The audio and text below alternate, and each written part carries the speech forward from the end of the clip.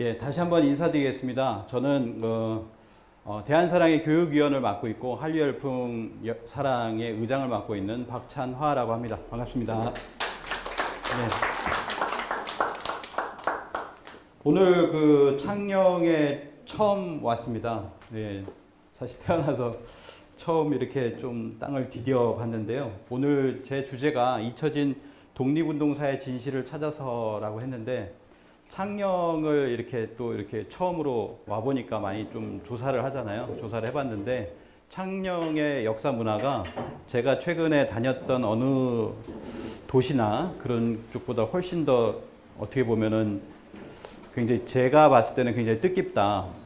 굉장히 뭔가가 있다라는 생각이 들었습니다. 그래서 이제 그런 부분을 많이 좀 이렇게 첨가를 했어요. 그래서 이제 그런 부분, 창녕의 역사 문화, 그리고 그 역사 문화를 회복하는 역사 광복으로서의 어떤 독립운동, 이제 이런 쪽에 좀 주안점을 두었다는 것을 먼저 말씀을 드리고 시작을 해보도록 하겠습니다.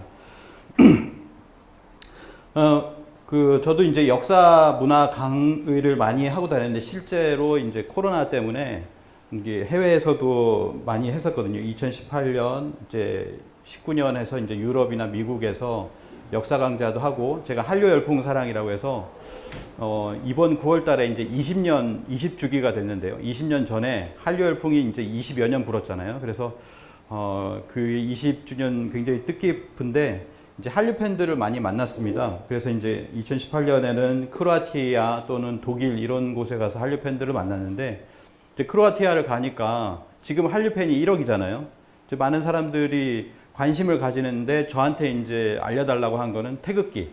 태극기에 대해서 40분 동안 제가 태극기에 대해서만 얘기를 했습니다. 이제 한국어도 관심이 있고 여러 가지 관심이 있지만, 이제 우리의 어떤 철학이나 이런 거에도 관심이 많구나. 한국 자체에 대한 관심이 굉장히 높아졌다라고 하는 것이 이제 많이 보였고요. 이제 독립운동사 강의도 이제 독일이나 이런 쪽에서 했습니다. 특히 이제 임시정부 100주년 딱 되던 해가 이제 4월 11일이거든요. 그래서 독일 에센에서 독일 전체에서 이렇게 오신 분들 대상으로 해서 임시정부의 독립운동에 대해서 강의도 했었습니다. 그래서 준비를 많이 하다 보니까 실제로 이렇게 사라진 독립운동가, 그리고 잊혀진 독립운동사가 굉장히 많다라고 하는 것이 생각이 들었고요. 독립운동가 하면은 대부분이 이렇게 물어보면 아는 사람들이 한 20여 명 정도 된다고 합니다. 우리가 알고 있는 뭐 안중근, 윤봉길, 뭐 유관순 이렇게 배웠던 사람들 외에 우리가 이제 실제로 교과서에도 그렇게 많이 가르치지 않기 때문에 많은 것을 이제 잃어버렸다고 생각을 하거든요. 그래서 이제 오늘은 여기가 창녕 성씨 대종회관 이렇게 알고 있습니다. 그래가지고 성씨 중에서 굉장히 유명하신 분이 누가 있을까 현존하는, 그래서 저희 안에서 사실 이제 역사를 하는 중에서 굉장히 유명하신 분이 이제 성삼재 교수님이라고 계세요. 성삼재. 그래서 이분이 이제 올해 대한사랑 대한국제학술문화제에 오셔가지고 발표하신 내용 중에 이런 게 있습니다.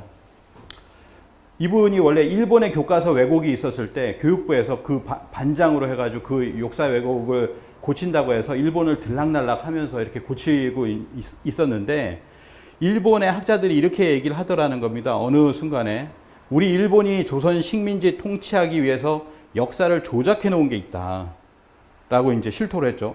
근데 당신네들이 당연히 한국이 해방되면 당연히 복원될 줄 알았는데, 시간이 지나도 60년대, 70년대, 80년대가 되어도 그대로 있더라. 그러니까 일본이 역사 조작을 한 게 당신네들이 복원을 할 줄 알았는데 그대로 있더라라고 하는 얘기예요. 그래서 우리 일본을 탓하기 전에 당신네들 거를 먼저 봐라 라고 하는 얘기를 일본의 학자에게 들었다고 합니다. 그래서 그 충격을 저는 아직도 잊지 않고 있습니다 라고 하면서, 이분이 교육부의 반장이었었는데 교육부를 하다가 이 일을 하려고 하니까 결국 공부를 하셔가지고 교수가 되셨어요. 교수가 돼서 이 역사 왜곡을 바꿔야 되겠다라고 하신 분이 이제 성삼재 교수님이라고, 그 고조선 사라진 역사라고 하는 책을 교육부에 계실 때 이미 쓰셔가지고 스스로도 이렇게 책을 내시고 저자도 되시고 지금은 교수로서 활동을 하고 계신 분입니다. 그래서 이분이 생각나더라고요. 그리고 또 하나의 독립전쟁, 우리가 지금 영토는 해방되었지만 이 역사가 광복되지 못했다라고 하는 부분이 있거든요. 친일 잔재뿐만 아니라 실제로 우리 사학이 완전히 극복하지 못한 그 식민사관은 무엇인가라고 하는 부분이 있습니다.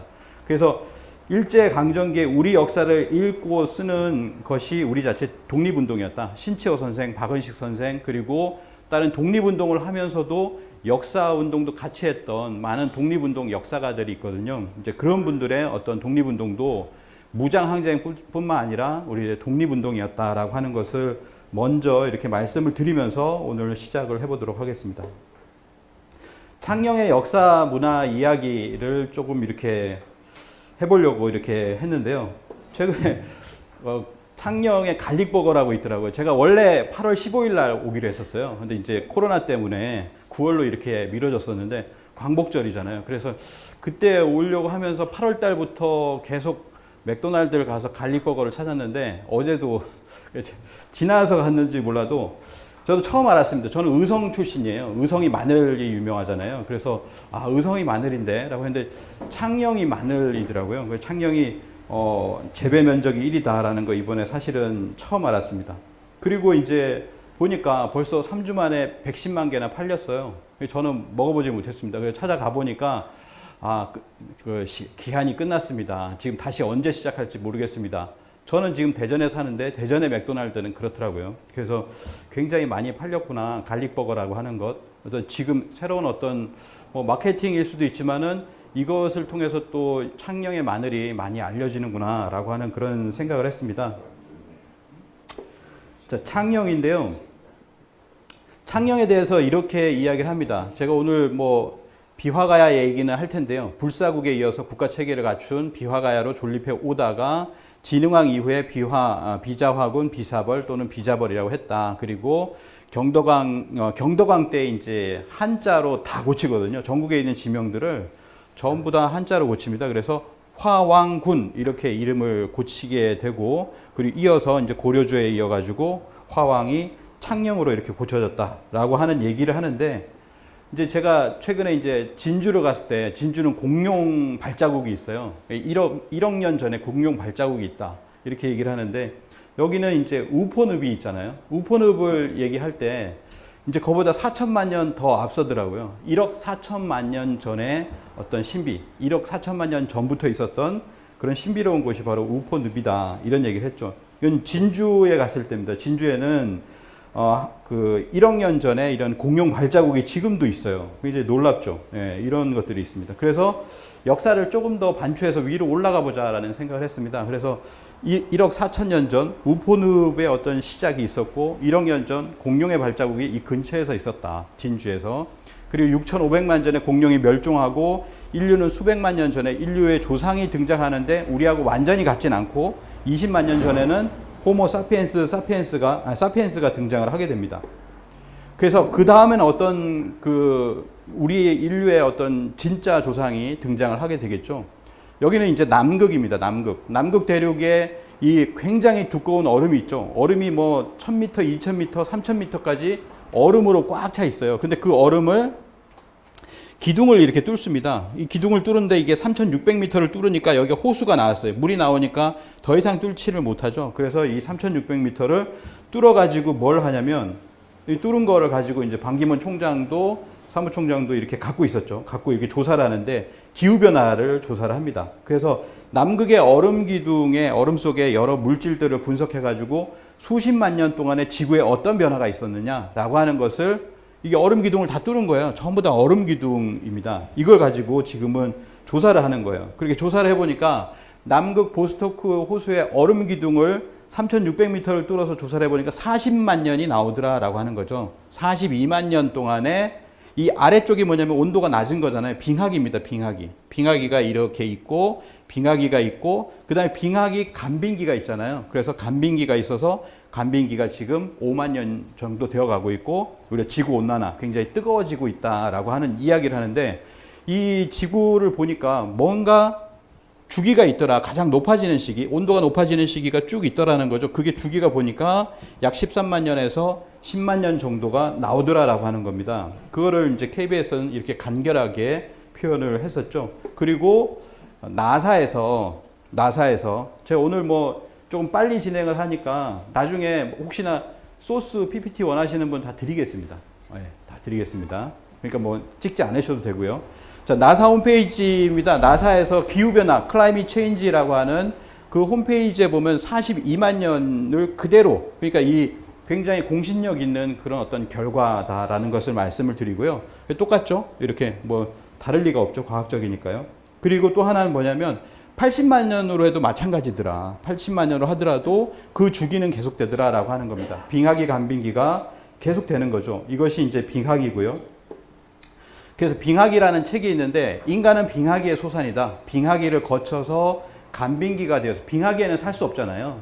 근데 간빙기가 되어서 온도가 올라가면 인간이 살기 시작한다는 거죠. 그래서 인간은 빙하기를 거쳐서 지구상에 태어나고 그 빙하기가 지나서 간빙기 동안에 살아간다라고 하는데요. 그래서 지금 뭐냐면은 지금은 이렇게 쭉 걸어 살아오다가 뭐냐 호모 사피엔스 사피엔스라고 하는 인류의 조상이 나오게 되는데 이 조상이 언제 나오냐면 5만 년 전에 출현했다 이렇게 이야기를 합니다. 대부분 4만 년 전에 5만 년 전에 또는 4, 5만 년 전에 또는 5, 6만 년 전에라고 뭐 제가 이제 국립중앙박물관 하니까 5, 6만 년 전 이렇게 얘기하더라고요. 4만 년, 5만 년, 6만 년 평균 잡아서 대략 5만 년 전에 유전자의 거대한 비약에 의해서 호모 사피엔스 사피엔스 우리의 조상들이 나왔다라고 하는 거죠. 그래서 이런 작가가 있습니다. 이제 그 타밈 안사리라고 하는 작가 있는데 이분은 다시 보는 5만 년의 역사라고 하는 책을 썼죠. 인류의 문화라고 하는 것은 지금까지 우리 인류의 역사는 5만 년을 지나왔다라고 하는 겁니다.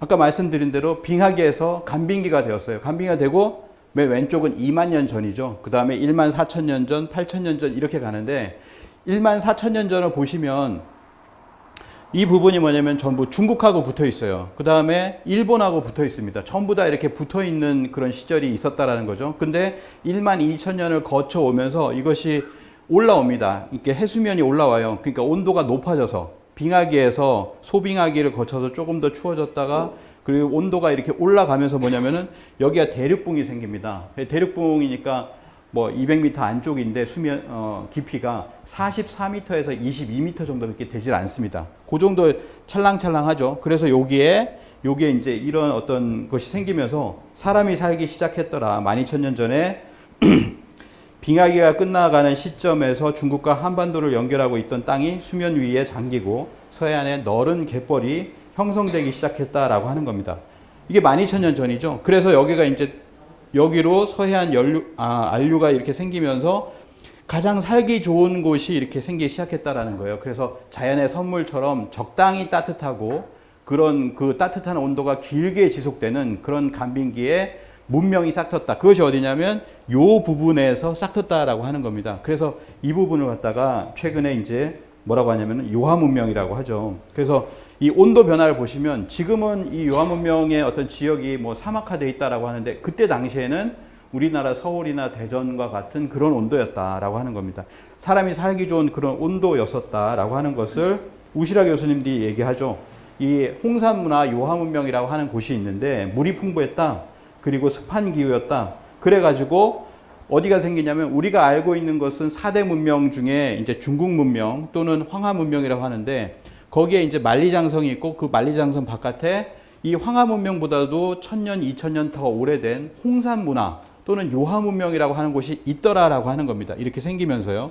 습한 기후가 되고 온도가 올라가면서 그러면서 홍산 문화가 생겼다라고 하는 거죠.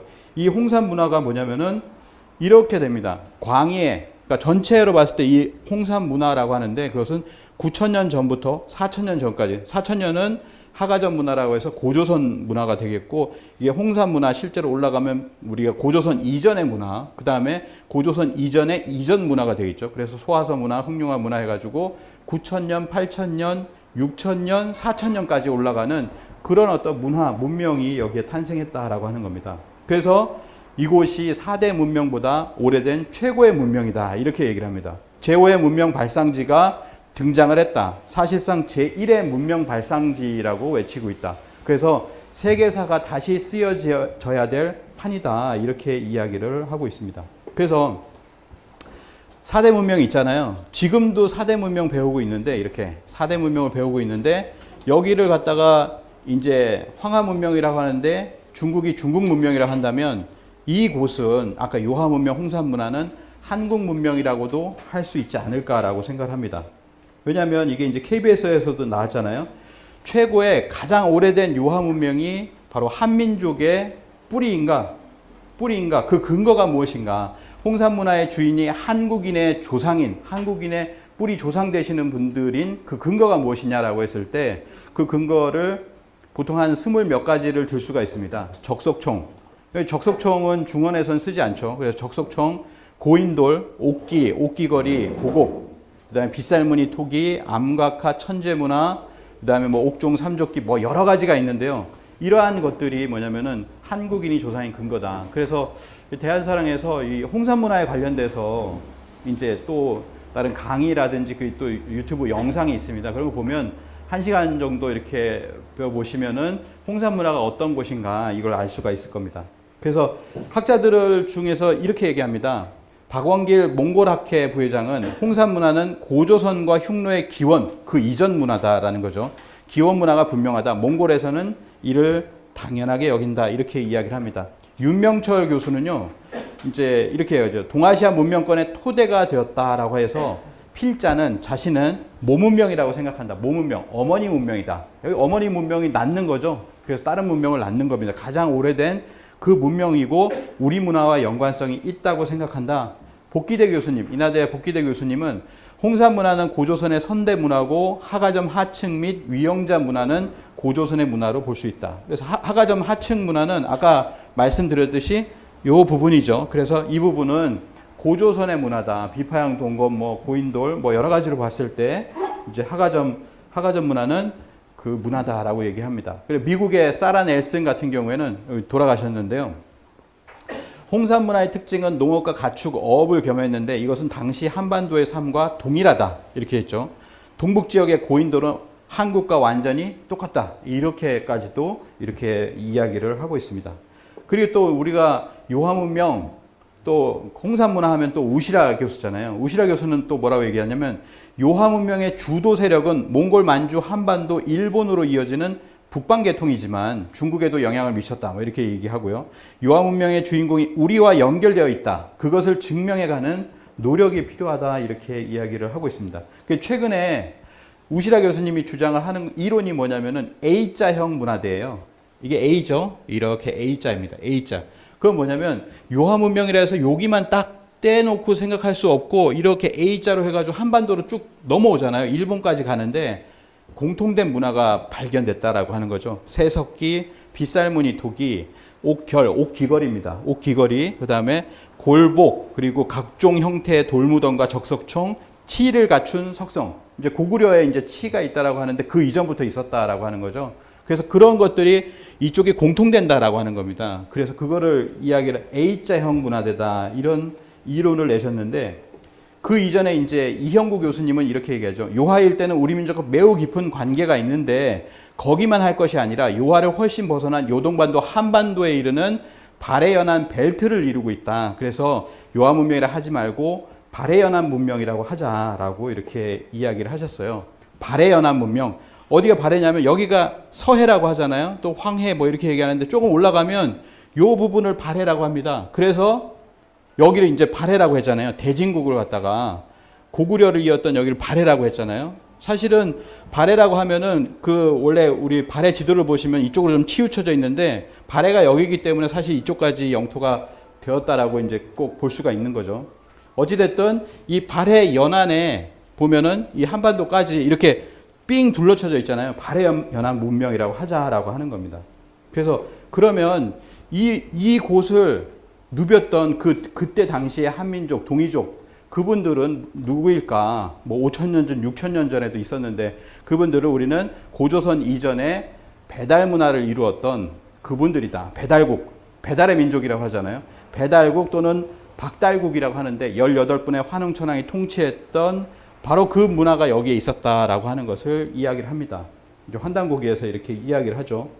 그래서 그것을 이어가지고 그 영토를 그대로 이어서 뭐냐면 고조선이라는 거예요. 이건 윤내영 교수님이 그리신 고조선의 강역이고요. 그 다음에 오른쪽은 뭐냐면 박선희 교수님이라고 해서 그분이 청동 단추입니다. 이쪽은 우리가 보통 알고 있는 고인돌이라든지 비파형 동검을 가지고서 이 고조선의 강역이다 이렇게 이야기를 하셨는데, 이쪽은 뭐냐면 박선희 교수님은 청동 단추, 옷에 있는 단추예요. 그러니까 무덤에서 단추가 나오잖아요.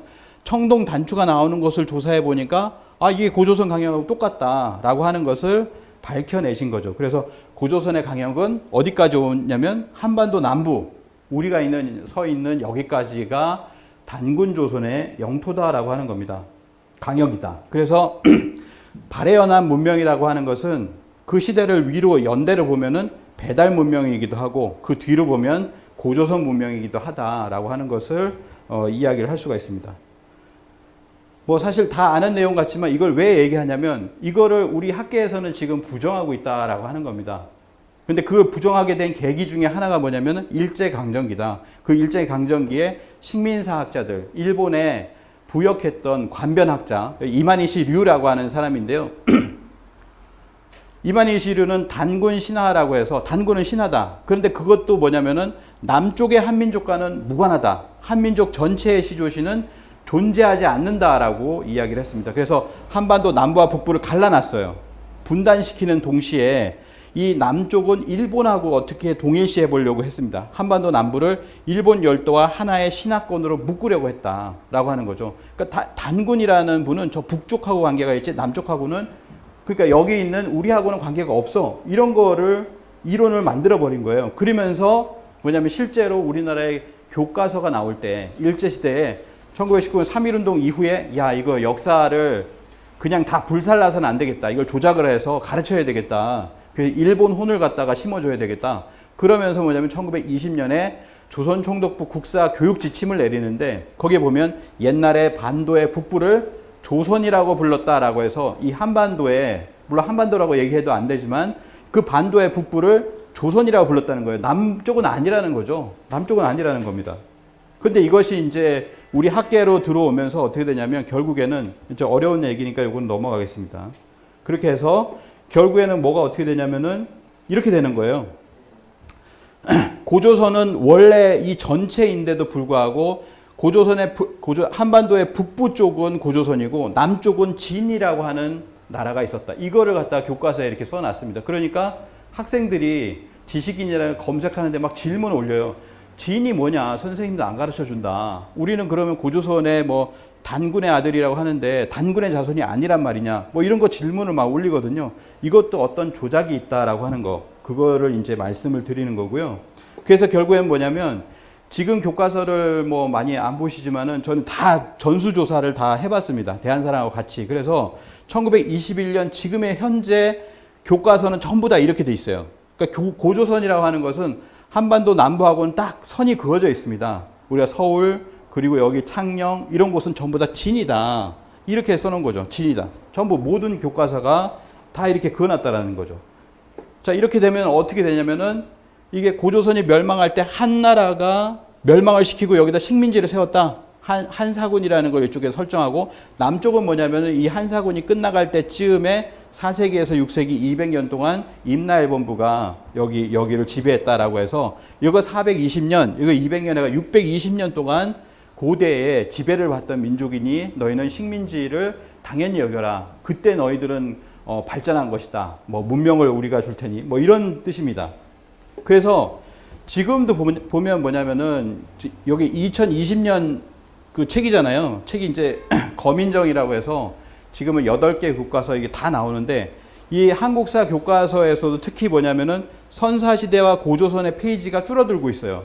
그게 페이지가 몇 안 되는데 지금 평균 3페이지가 줄었다는 것은 엄청나게 줄은 겁니다. 선사시대, 고조선. 그러니까 그 태고 시절에 우리의 어떤 역사를 가르치지 않는다라고 하는 거죠. 그런데 우리 독립운동가들, 독립운동 역사가라고 누군가 이렇게 명명을 했는데요.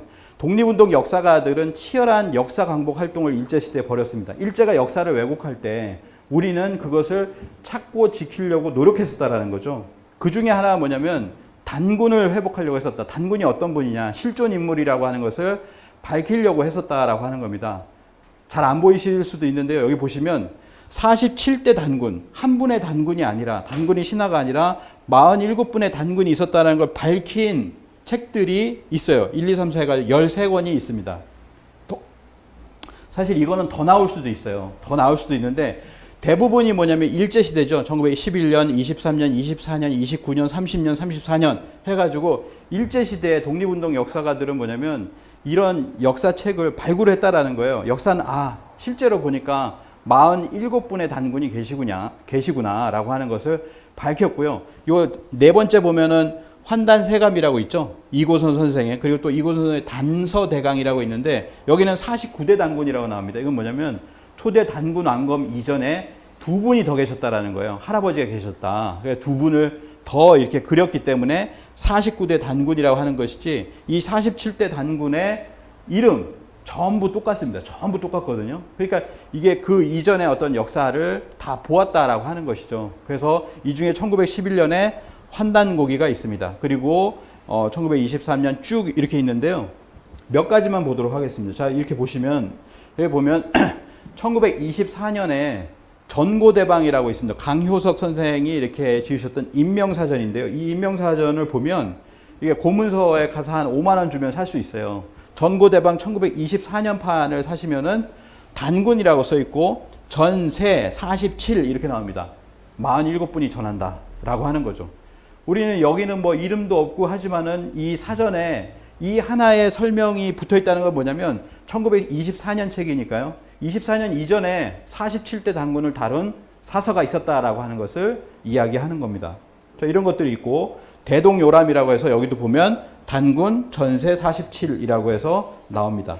그리고 또 하나는 뭐냐면 1939년에 조선세가보라고 있는데 윤용구라고 하는 분인데 이분은 조선사 편수회에서 일했어요.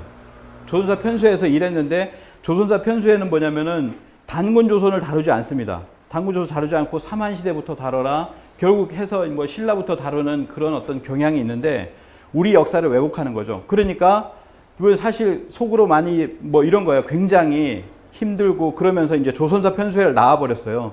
이 조선사 편수회에서는 조선사라고 하는 35권을 갖다가 1937년인가 이렇게 냈죠. 이분은 그 이후에 낙향을 해서 뭐냐면 내가 이런 어떤 책, 이런 사료를 내는데 일조를 하다니 하면서 그런 죄의식에 저기 하다가 자기 스스로가 책을 냈습니다. 그 윤영구 선생이 책을 낸 게 조선세가보라고 하는 거예요. 그래서 이 조선세가보를 보면 여기 보면 분명히 이제 이분은 조선사 편수에서 일했다라고 하는 게 나오죠. 22년부터 25년 이렇게 일했다라고 하는 것이 나오고 이 윤영구 선생이 낙향을 하여서 우울한 날을 보내다가 제자 서계수와 함께 이 책을 내서 참여하는 마음으로 간행했다라고 하는데 이 책에 보면은 뭐가 나오냐면 바로 47대 단군을 기록하고 있습니다. 여기 보시면은 쭉 나오죠. 목록해가지고 뭐 이렇게 해서 2대 부르단군, 3대 가륵단군 해서 환단고기에 나오는 것 똑같은 그런 47대의 단군을 이렇게 이야기를 하고 있습니다.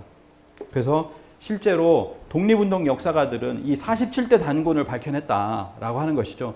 일본이 뭐 우리나라 역사서를 불태우고 강탈하고 뭐 20만 권, 저는 한 50만 권 정도라고 봅니다. 그걸 다 해보면은. 근데 수십만 권의 책을 가져가고 불태우고 했음에도 불구하고 찾아내서 지키고 했던 것이 그 47대 단군, 그리고 그 이전의 역사, 이거를 지켜냈다라고 하는 거죠.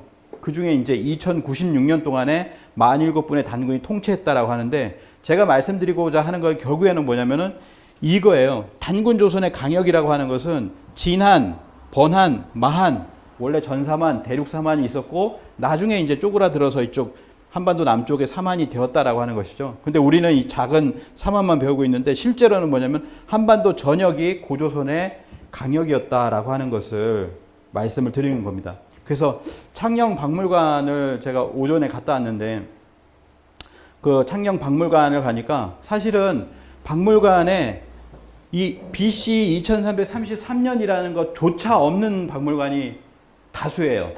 다수거든요. 그래서 사실은 이것만 하더라도 굉장히 반가웠습니다. 반가웠고요. 그래서 창녕은 단군 조선의 땅이다. 우리는 단군의 자손이라고 하는 것을 꼭 말씀을 드리고 싶습니다. 왜냐하면 이 박물관에서도 그렇게 기술을 해놓고 있진 않아요. 왜냐하면 뒤로 가서 이제 가야부터 이제 시작을 하잖아요. 그 이전에도 사람은 다 살고 있었잖아요.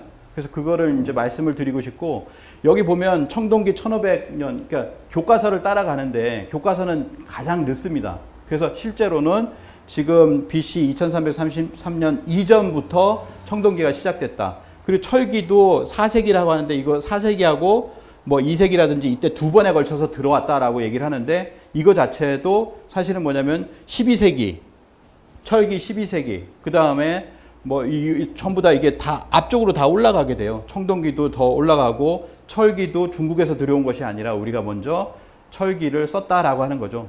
그래서 그런 것들이 전부 다 지금은 예전 것으로만 되어 있다라고 하는 거죠. 그리고 여기 보면 300이라고 되어 있잖아요. 원삼국 시대가 있고, 이때부터 이 고구려 백제 신라 가야가 건국은 이때 했지만 실제로 국가 체계를 갖춘 것은 300년 이후다라고 하는 일제시대에 나왔던 삼국사기 초기 기록 불신론 원시삼국이 있었다라고 하는 그 기록이 사실은 여기 AD 300년, 이게 영국박물관에도 이렇게 되어 있거든요. 전부 이제 왜곡되어 있는 부분이다라고 하는 거죠. 이제 그런 것들을 조금 말씀을 드리고 싶고요. 아까 이제 그 위에 이제 유화문명, 홍산문화를 말씀드렸는데, 이 부분이 있잖아요.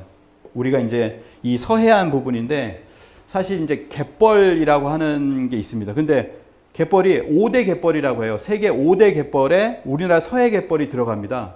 전 세계. 캐나다 동부, 미국 동부, 아마존, 북해연안. 전부 다 갯벌이 있을 것 같지만, 생성될 것 같지만, 전 세계에서 대표적인 5대 갯벌 중에 하나가 바로 서해안 갯벌이다 라고 해서, 최근에 15개의 세계유산 중에 오래된 게 바로 한국의 갯벌이죠. 2021년에 한국의 갯벌이 이 세계유산으로 등재가 되었습니다. 예, 등재가 되었죠. 이 중에는 뭐가 있냐면은, 이런 어떤 갯벌로 인해서 세계적인 보령 머드 축제도 생겼고, 그 다음에 제가 이제 저번에 서천 강의를 갔었던 서천 갯벌, 이건 이제 새들이 뭐 호주라든지 뉴질랜드 뭐 이런 데서 새가 와가지고 한 달 동안 머물면서 장관을 이루게 되는 이런 서천 갯벌이 있고요. 그 다음에 뭐냐면은 이 창녕에 우포늪이 있습니다. 제가 이게 여기 와가지고 가보려고 했더니 좀 멀더라고요. 1시간 뭐 이상 거리가 돼가지고 가보지 못해서 좀 아쉬운데, 23개의 람사르 습지로 등록된 것 중에 하나가 바로 이 우포늪이죠. 창녕의 우포늪. 그래서 아까 처음에 말씀드린 것처럼 1억 4천만 년 전에 형성된 국내 최대 규모의 내륙습지다. 내륙습지. 아까 보면 갯벌이 전부 다 바깥이잖아요. 근데 내륙의 습지는 또 우포늪이 이제 가장 크게 형성이 되어 있는 것 같습니다. 그래서 우포늪이 있고요. 그래서 우포늪은 창녕군 대한면, 이방면, 유어면, 대지연 등 4개 면에 형성된 엄청난 최대 규모의 자연 내륙 습지다라고 이렇게 이야기를 합니다.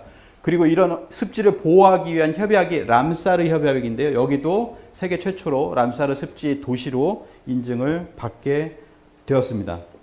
그래서 이제 뭐 이 영화가 있었잖아요. 저 애니메이션이 있었는데, 마당을 나온 암탉이라고 해서 영화의 배경이 된 게 우포늪이죠. 그래서 안 보신 분들은 다시 한번 꼭 보시기 바랍니다. 우포늪은 1500여 종의 동식물들이 이렇게 나오는 생태계 보고로서, 이 우포늪을 이렇게 수천 장을 갖다가 스케치를 해가지고 그대로 이렇게 애니메이션으로 만들었잖아요. 그래서 이제 이런 곳이 있죠.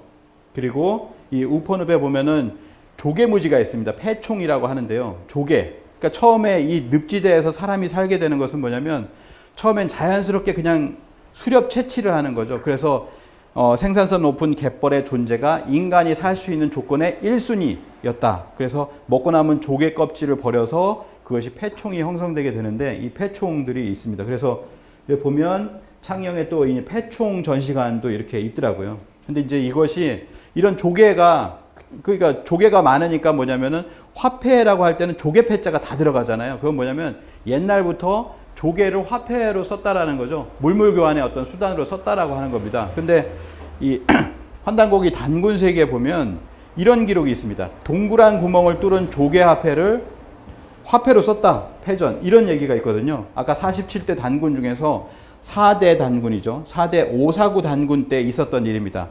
원공패전이라고 해가지고 둥근 구멍이 뚫린 조개 화폐를 주조했다라고 하는 기록이 있는데, 이 기록이 이게 맞아버렸어요. 맞아버렸다는 건 뭐냐면 증명이 됐다라는 거죠. 중국 이두 문화의 유적 발굴 시에 조개 화폐가 발굴되었는데 그것이 바로 이 둥근 구멍이 있었다라고 하는 것을 발굴을 했습니다. 그래서 단군세기 오사구 단군 제위 5년에 바로 BC 2133년에 둥근 구멍이 뚫린 그런 어떤 패전을 주조하였다는 기록이 정확하게 일치했다라는 겁니다. 그러니까 단군세기가 신뢰할 만하다, 환단고기가 신뢰할 만하다라고 하는 것도 이렇게 알 수가 있습니다. 창녕에 이제 비복리 목선이 있습니다. 사실은 세계에서 가장 오래된 배잖아요. 최초의 배다 이렇게도 이야기를 하는데 창녕군 부곡면에서 이 비복리 패총에서 이게 나왔는데 이 선사시대 배가 8,000년 전 것으로 추정이 돼요. 8,000년 전 것으로. 그래서 이거를 발굴하는 그런 모습이고, 그리고 이제 창녕 박물관에 가 보면 이렇게 써 있습니다.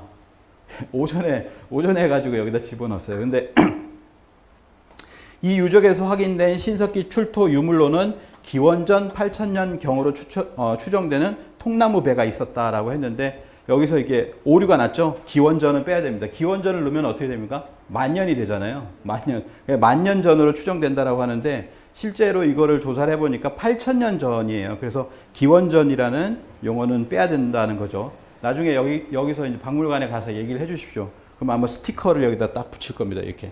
그래서 신석기 시대에 8,000년 전인데 중국에도 8,000년 전이 있으니까 공동 1등 뭐 이렇게 되는 겁니다. 그래서 이렇게 8,000년 전에 그런 배가 있고, 이건 국립중앙박물관에 들어가 보면 신석기 관에다가 이렇게 가져다 놨습니다. 예, 가져다 놨습니다. 여기로 갖고 왔고요. 그리고 보존 중인 비복리 목선의 유물이고, 실제로 이제 창녕 박물관에는 이렇게 모조품을 완성을 해놨죠. 이런 목선이 있었다라고 하는 것이고, 거제 조선의 해양 문화관에 있는 비복리 목선 설명은 이렇게 되어 있습니다. 세계 최초의 배, 통나무로 시작된 배의 역사 해가지고 이렇게 영어로 써놨죠. The world's first boat라고 이렇게 써놨습니다. 사실 우리가 이 세계 최초에 대해서 굉장히 자부심을 좀 가져야 되는데, 사실 저는 그렇게 생각을 합니다. 이게 다른 데 하고 보면 다른 어느 지역에도 세계 최초라고 하는 부분이 많지 않거든요. 근데 여기는 굉장히 많더라고요. 그래서 이런 부분을 좀 부각을 더 시켜야 되지 않을까라는 생각이 듭니다. 만약에 중국이라면 어떻게 하냐면요. 중국의 세계 최초 8,000년 배 나왔잖아요. 이렇게 만들어요. 그 배가 나온 곳에다가 그 자리에 그냥 박물관을 지어버립니다. 유명한 호숫바닥에서 신석기 시대 동목줄을 발견해가지고 이 발견한 시점에 이게 비복리보다 이제 몇 년 전에 발견했는데 측정한 결과는 7, 8천 전이다 라고 해서 비복리 목선과 같은 시기인데 이걸 갖다 이게 덮어가지고 와 8,000년 가장 오래된 이거 하나만 가지고도 이렇게 박물관을 만든다는 거죠. 그러니까 우리 스스로 자랑할 만한 그런 유산을 조금 작게 포장하고 있다. 뭐 이런 생각이 듭니다. 그 토기에 이제 곡물이 있어가지고 우리가 그때 뭘 먹었는가, 조화 기장 같은 거를 먹었다 이런 얘기를 하고, 그 다음에 그 박물관에 보니까 우리나라에서 가장 오래된 망태기, 망태기가 최초로 같이 출토가 되었다라고 하는 거죠. 그러니까 아마 8,000년 전이 될 겁니다. 이것도. 그리고 뭐냐면은 여기가 이제 지금 비복리잖아요. 비복리에서 조금 이렇게 쭉 가면은 뭐가 있냐면은 1시간 정도 이렇게 가면 여기가 있습니다. 울주 대곡리에 반구대 암각화가 있습니다. 이 반구대 암각화하고 공통점이 뭐냐면 이거는 7,000년 전이에요. 아까 비복리 목선은 8,000년 전이고 7,000년 전인데 뭐 고래가 막 60여 마리가 막 있죠. 그러니까 고래 사냥을 했다는 거죠. 그리고 보면은 배가 있습니다. 작아서 아마 안 보이실 텐데 배가 있고요. 작사를 써가지고 이제 고래를 잡는 모습이 나오고, 그 다음에 여기 얼굴만 있는 거 하회탈처럼 이런 건 이제 샤만이라고 하죠.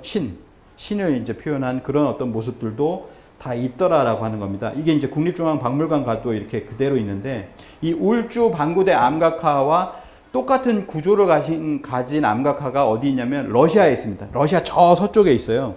잘라브루가 암각화라고 하는데, 여기 보시면 이쪽이 이제 고래잖아요. 이쪽도 보면 고래입니다. 그리고 오른쪽은 목축이에요. 육상에서는 무엇을 했는가. 똑같이 이렇게 목축 이런 것들을 나타내고 있습니다. 그래서 이건 정신구조가 똑같은 사람들이 그린 거다. 그리고 그림도 거의 비슷하다. 이거를 러시아 학자도 그대로 얘기를 하잖아요. 나제스타 노바노바 고고학자가 이 카렐리아 러시아에 있는 암각화는 유명한 한국 암각화랑 아주 비슷합니다 라고 합니다. 그러면은 여기에요. 여기거든요. 러시아라고 하면 여기도 있잖아요. 근데 여기가 아니라 저기입니다. 핀란드 옆에 여기 저 끝이거든요. 수천 킬로 이렇게 떨어졌는데 어떻게 여기서 고래잡이를 하는 사람들이 저기까지 갔을까라고 하는 거죠. 왜냐하면 여기가 7,000년 전이고 저희가 6,000년 전입니다. 그러면 1,000년 세월 동안에 여기 있는 사람들이 절로 가야 되잖아요.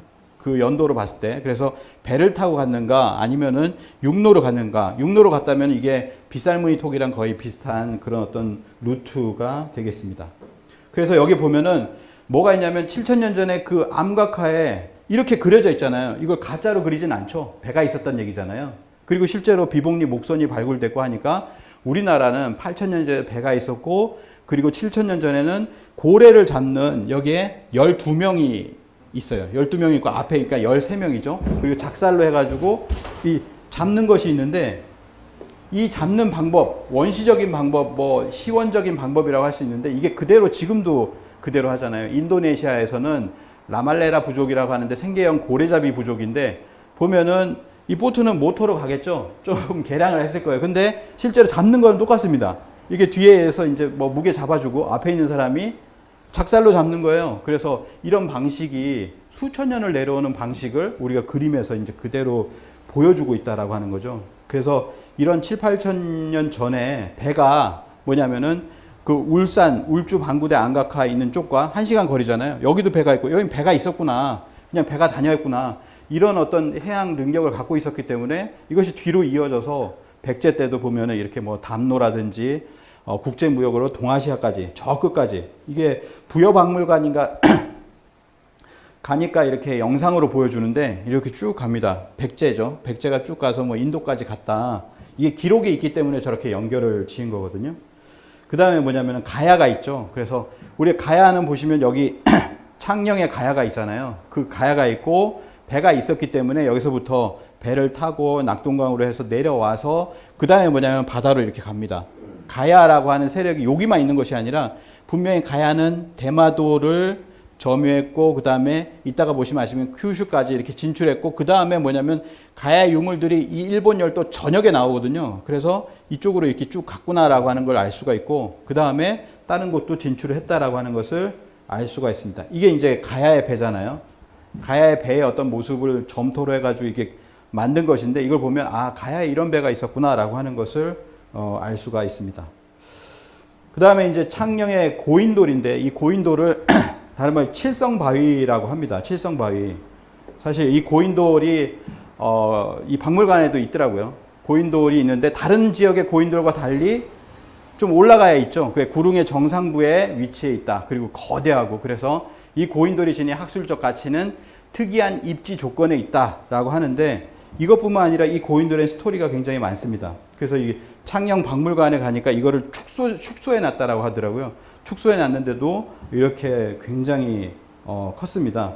창녕군의 칠성 고인돌이다라고 하는데요. 칠성 고인돌이 있고 그 다음에 이제 칠성이라고 하는 이따가 이제 보실 텐데 칠성 문화가 있는데 칠성과 함께 가는 것이 뭐냐면 삼신칠성이라고 해요. 이게 우리 민족의 어떤 전통 정신문화 이제 신교 삼신 칠성이라고 합니다. 그래서 삼신지라고 하는 곳이 이 부근이 있어요. 그 다음에 여기를 이제 전통적으로 삼시랑고개라고 했다. 근데 삼시랑이라는 말이 뒤로 가서 그냥 무당을 뜻하는 말로 이렇게 되었다고 하는데 실제로는 원뜻이 있다라고 하는 거죠. 그것을 말씀드리고 싶고요. 그래서 칠성바위라고 하는 것은 뭐 치성바위다 이렇게 얘기를 하는데 7개의 돌이 있었다 예전에는. 근데 7개의 돌이 있었는데 일제강점기에 파괴됐다. 이게 도로 건설할 때 그걸 깨가지고 뭐 다 썼다고 그러죠. 그런 일제시대에 다 썼다고 합니다. 일제시대가 일본이 무지한 게 아니라 우리 문화를 다 깨버리려고 했어요. 이게 그 전국적으로 다 자행이 되는 일인데 7개의 고인돌이 북두칠성 형태로 있었는데 일제강점기 때 파괴되고 지금은 1개만 남아있다.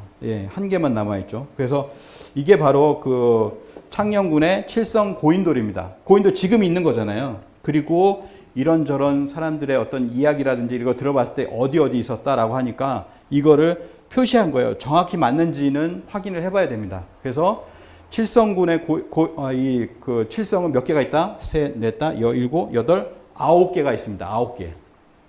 왜 북두칠성은 북두구진이라고 해서 원래 9개입니다. 그래서 7개가 있고 보이지 않는 2개가 있어요. 우리 얼굴에 보면은 구멍이 7개가 있고 보이지 않는 하체에 보면은 2개가 있는 것처럼 인간이 칠성을 닮았잖아요. 그래서 칠성은 보이는 게 7개, 보이지 않는 2개의 별이 있어서 9개인데, 그래서 누구의 증언이죠? 황성권 선생의 증언에 의하면은 창녕 지성묘는 원래 총 9기로 구암이라고 불렀다.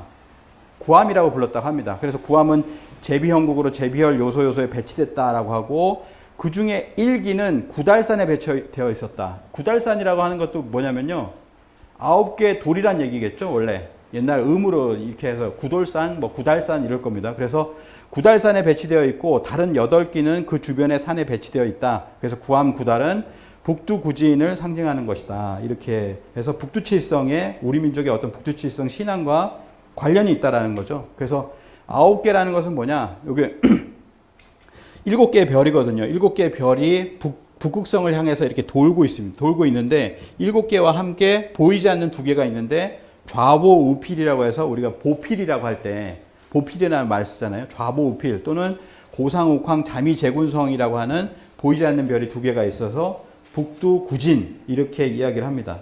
근데 최근에 몇 년 전에 밝혀진 바에 의하면 125명의 과학자들이 이렇게 조사를 했는데 극한 에너지라고 해서 인간에 활용할 수 있는 뭐 10,000배가 되는 에너지다. 그래서 초고 에너지, 극한 에너지라고 하는 우주광선이라고 합니다. 그것이 전부 북두칠성에서 나오더라. 우리가 옛날부터 이제 칠성에 기도를 하잖아요. 근데 그 기도에 이제 정확하게 기도를 하고 있었다라는 거죠.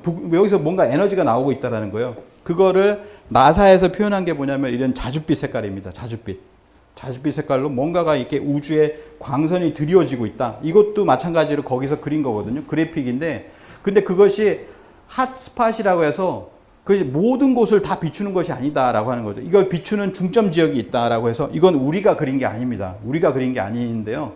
뭐냐면 이렇게 지도가 어디 나오죠? 여기 어두운 곳이 북한이고요. 여기 불이 있는 곳이 남한이죠. 그쪽으로 이렇게 북두칠성의 기운이 막 오고 있어요. 이게 나사에서 그린 겁니다. 저희가 그린 게 아니고. 그래서 이걸 보면은, 우리가 원래 북두칠성 민족이구나. 그렇기 때문에 이 북두칠성 신앙을 했구나라고 하는 것을 알 수가 있고, 그걸 표현한 것이 이 창녕의 북두칠성 바위가 아닐까라고 생각합니다. 그래서 이 바위가 어떻게 해서 이 위까지 올라왔을까라고 한 또 하나의 일화가 있죠. 그게 뭐냐면은 인근 천태에 사는 마고 할머니가 만리장성을 쌓는데 쓰려고 돌을 모으라는 소문을 듣고 남해에서 채찍으로 돌을 날려오는데, 할머니가 돌을 날려오는데 성의 완성 소식에 이곳에 그냥 내려놨다. 더 돌이 필요 없구나 해가지고 여기다 내려놨다. 뭐 이런 일화가 뭐 바뀌었겠지만 여기에 등장하는 분이 마고 할머니가 등장을 합니다. 뭐 약 2만 년 전에 존재하셨던 그 마고 할머니 시대가 있었다라고 얘기를 하잖아요.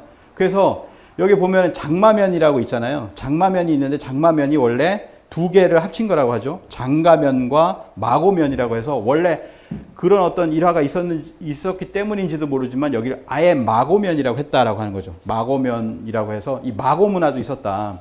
가장 오래된 문화가 사실은 여기서 오래된 뭐 8,000년 전에 배도 나왔지만, 그리고 1억 4,000년 전에 우포늪도 있지만은 또 약 2만 년 전에 그 마고 할머니 문화도 여기에 있다라고 하는 겁니다. 그래서 참 이런 것이 굉장히 신비롭다라는 생각이 들었고요. 전 세계에 이 마고 문화가 있어요. 마고 문화가 있어서 그걸 연구하신 황혜숙 박사의 강의도 이제 들어볼 만하다. 뭐 이런 얘기를 말씀드리고요. 그래서 뭐냐면은 아까 말씀드린 여기 이제 마고 할머니 할 때 이제 마고 삼신이라고 보통 얘기를 하거든요. 이 삼신지 또는 삼시랑 고개라고 하는데, 그러면 이 삼시랑이라고 하는 말은 어디서 왔느냐? 이걸 그냥 무당이라고 지금은 그냥 얘기를 하는데, 그게 아니라 이 삼시랑이라고 하는 것은 뭐냐면 원래 우리나라에는 화랑 문화가 있습니다. 화랑의 이전에 뭐라고 하냐면 삼랑이라고 했습니다. 삼신 상제님을 모시는, 삼신을 모실 시자죠. 삼신을 모시는 낭도다라고 해가지고 삼시랑이라고 하거든요. 삼시랑은 본래 삼신을 모시는 삼신 시종지랑이니 이렇게 나옵니다. 이 삼시랑이 뒤에 가서 신라에서는 화랑이 돼요. 그리고 이제 고구려로 가면 조의선인이 되고 그런데요. 삼신을 수호하는 또는 삼신 상제님을 수호하는 그런 관직이다. 그게 이제 삼시랑이라고 했는데, 이것이 이제 일본으로 넘어가면 어떻게 되냐면, 이게 이제 저도 이렇게 사무라이 하면은 예전에는 딱 그 얘기 들으셨죠? 사우라비가 백제 사우라비가 넘어가서 사무라이가 됐다. 근데 그 어원적으로 뭐 전혀 안 맞는 거예요. 근데 이제 딱 보니까 사무라이라고 하는 건 뭐냐? 사무라고 하는 것은 우리가 이제 맥도날드 하면은 일본은 발음을 못 하잖아요. 마그도, 나르도 이렇게 받침을 못 하잖아요. 그렇게 하는 것처럼 사무라고 하는 건 뭐냐? 삼이다. 라이라고 하는 것은 뭐 라이, 라으라고 하는 건 랑이다 이거예요. 그래서 삼랑입니다. 삼랑.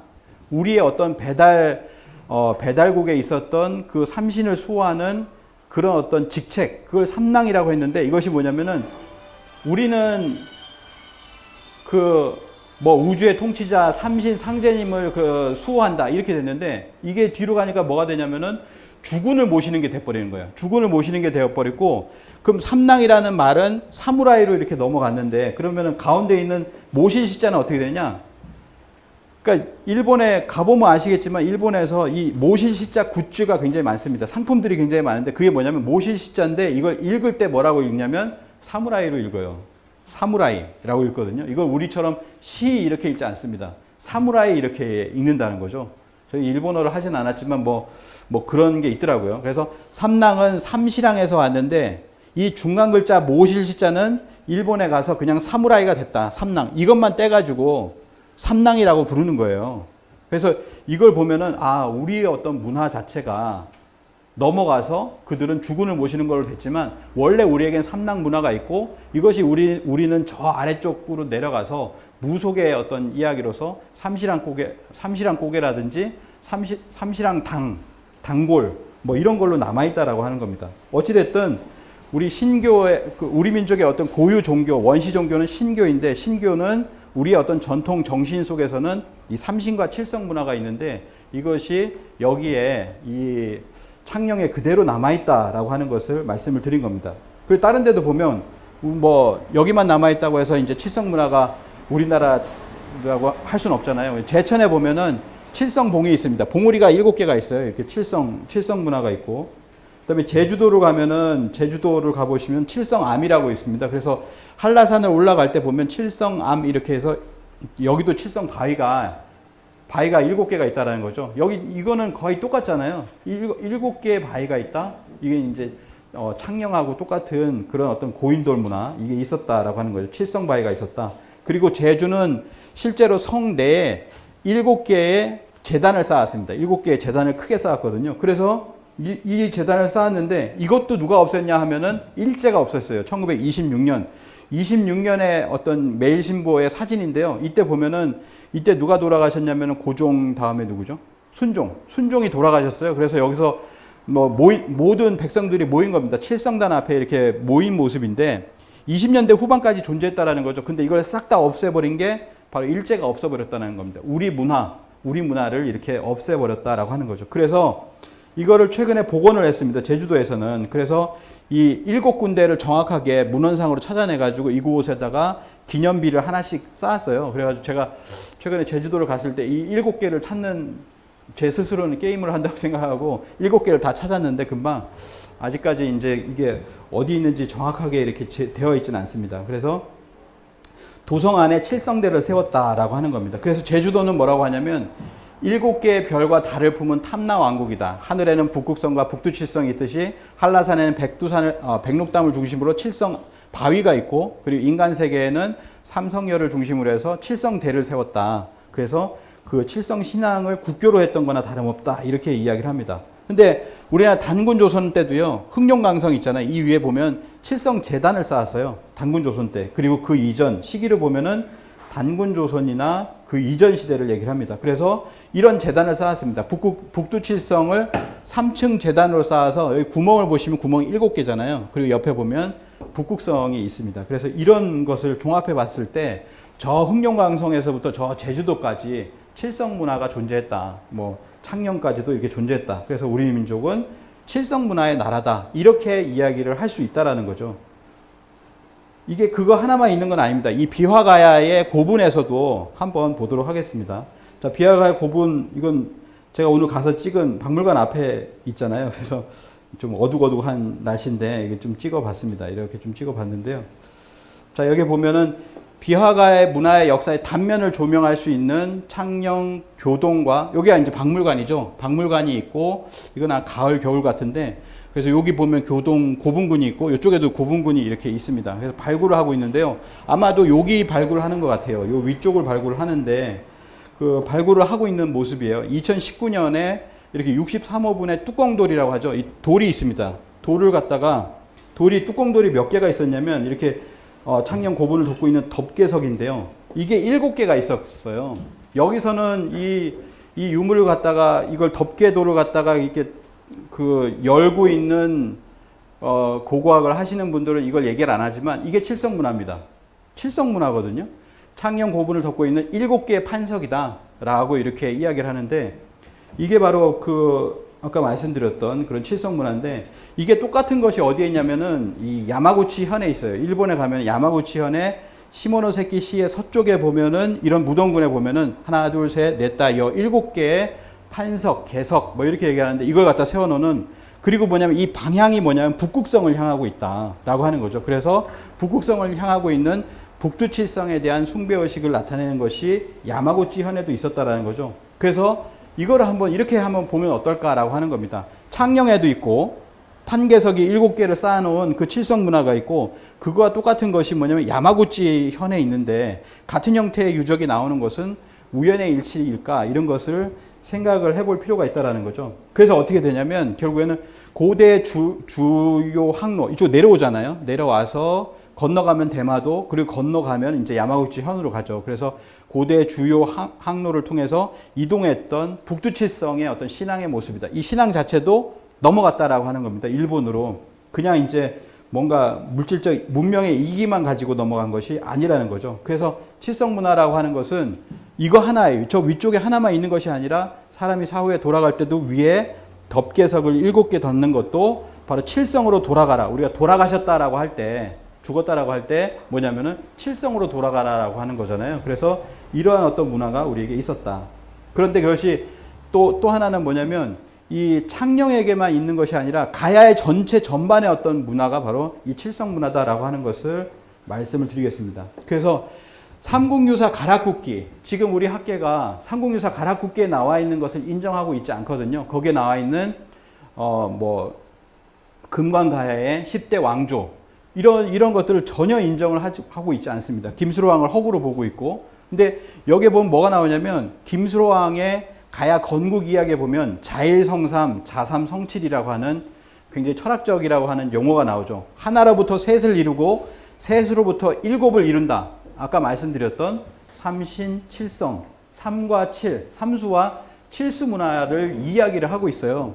우리가 3이라고 하면 삼원색 같은 거죠. 비추면 삼원색이고, 비가 내리면 저 무지개처럼 이렇게 뜨는 것처럼, 그 삼수라고 하는 것을 또 이제 칠수가 된다라고 하는 것을, 이런 철학을 삼국유사에서 얘기하고 있다라는 거죠. 이거를 표현하는 것이 이제 유물로 나오잖아요. 우리는 이제 단군조선 때 보면은 팔주령이라고 해서 방울이잖아요. 방울령이 8개가 이제 단군조선 때 나오는데, 그러면 7개예요. 칠두령이라고 합니다. 이 가야에서 나온 겁니다.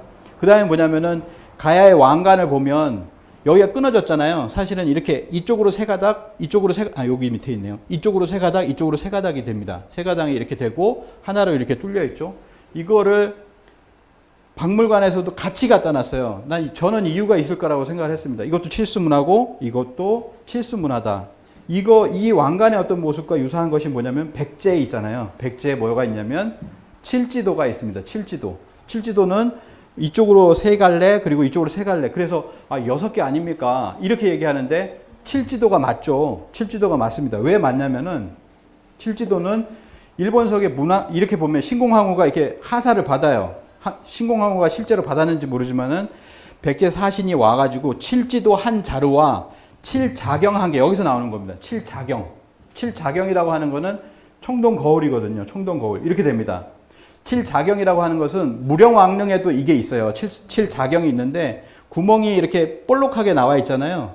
요게 7개가 있습니다. 요게 7개는 칠자경이라고 지금은 다 이걸로 추정을 합니다. 그래서 칠자경이다. 그리고 칠지도와 칠자경, 검과 거울을 주었다라고 하는 거죠. 칠자경 하나를, 여러 가지 귀중한 보물을 바쳤다라고 하는데, 이거는 뭐냐면 천자 문화를 상징하고 북두칠성 문화를 상징하기 때문에 북두칠성이 아까 그 뭐냐면은 뭐 북두칠성은 하느님이 계신 별이거든요. 그거를 갖다가 아래쪽에 있는 나라가 위에다가 이렇게 할 수가 없어요. 위에 있는 나라가 아래쪽 그 하급 나라에게 이렇게 전수해 주는 거죠. 그래서 이 두 개를 전해 주는데 또 하나는 뭐냐면 이 문헌상에 보면은 7일을 가도라고 하는 게 나옵니다. 7일을 가도 이르지 못하는 그곳에서 나오는 철을 가지고 샀다라고 해서 이 문장에서 뭐가 나면 7을 3번 쓰거든요. 7, 7, 7. 3번 씁니다. 3과 7이라고 하는 이런 철학을 가지고 뭐냐면은 전수를 해준다라고 하는 거죠. 그래서 뭐냐면 이 윤명철 교수님도 최근에 유튜브 영상을 찍으셨는데 칠지도는 백제 임금이 외왕에게 하사한 신령스런 칠성검이다. 이렇게 이제 이야기를 하고 있습니다. 그래서 뭐냐면 일본에는 삼종신기가 있어요. 삼종신기가 칼과 청동거울 그 다음에 고곡이라고 얘기하는데 칠지도와 칠자경을 줬잖아요. 그건 뭐냐면 3종 중에 2종을 준 겁니다. 칼과 그 다음에 청동거울을 준 거죠. 그러니까 뭐냐면은 이거는 종통전수다 뭐 이런 거죠. 우리가 왜에게 너희에게 이렇게 전수를 해주니까 네가 일본 열도에서 우리 백제의 어떤 정통을 받은 거니 잘해봐라 뭐 이런 뜻이죠. 그래서 이런 것이 이제 일왕이 승계를 할 때 보면 요 긴 게 칼이겠죠. 3종 중에서 이 긴 게 칼입니다. 그 다음에 청동거울은 신사에서 너무나 뭐 귀중한 거라서 뭐 전해주지 않는다라고 해서 여기 고곡하고 칼하고 그 다음에 또 다른 것이 이렇게 들어가 있는데 형식은 갖춘 거예요. 이 세 개가 왔다라는 형식을 갖춘 겁니다. 삼종신기를 그 전에 퇴임을 한 일왕이 그 다음 일왕으로 승계하는 이 단 하나의 의식으로 완전히 이제 일왕이 이제 확정이 되는 거죠. 이런 것이 어디서 왔냐면은 우리 어떤 문화에서 우리 문화에서 이렇게 넘어갔다라고 하는 겁니다. 그러니까 뭐냐면 나라가 건국을 할 때라든지 큰 일이 있을 때는 이 칠성 문화가 전수가 된다라고 하는 겁니다. 고주몽이 있는데 원래 소선어가 있었잖아요. 비류 원조가 있었는데 고주몽이 예시 부인을 택합니다. 그래서 뭐냐면 그 예시 부인과 유리에게 이렇게 이야기를 합니다. 주몽은 부여에 피신하면서 아내에게 예시 부인에게 아들이 장성하면 유리죠. 아들이 장성하면 7고개와 7계곡을 지나서 7모가 난 돌 위에 소나무 아래 반쪽의 칼을 숨겨놓았으니 찾아오라. 7고개, 7계곡, 7모가 난 돌 이렇게 해가지고 777 자신이 큰 다음으로 이렇게 전수를 할 때 그 전수하는 심볼이 뭐냐면은 바로 이 칠성 문화라는 거예요. 그래서 주몽의 아들 유리는 여기저기 헤매다가 집에 7모의 주춧돌 위에 소나무 기둥이 서 있는 것을 발견하고 그 사이에서 칼을 찾아냈다 이렇게 이야기를 합니다. 이렇게 우리 민족 고구려 백제 신라 가야에 전부 다 칠성 문화가 있었다. 그것이 건국이라든지 어떤 중요한 대사에 작용했다라고 하는 것을 알 수가 있습니다.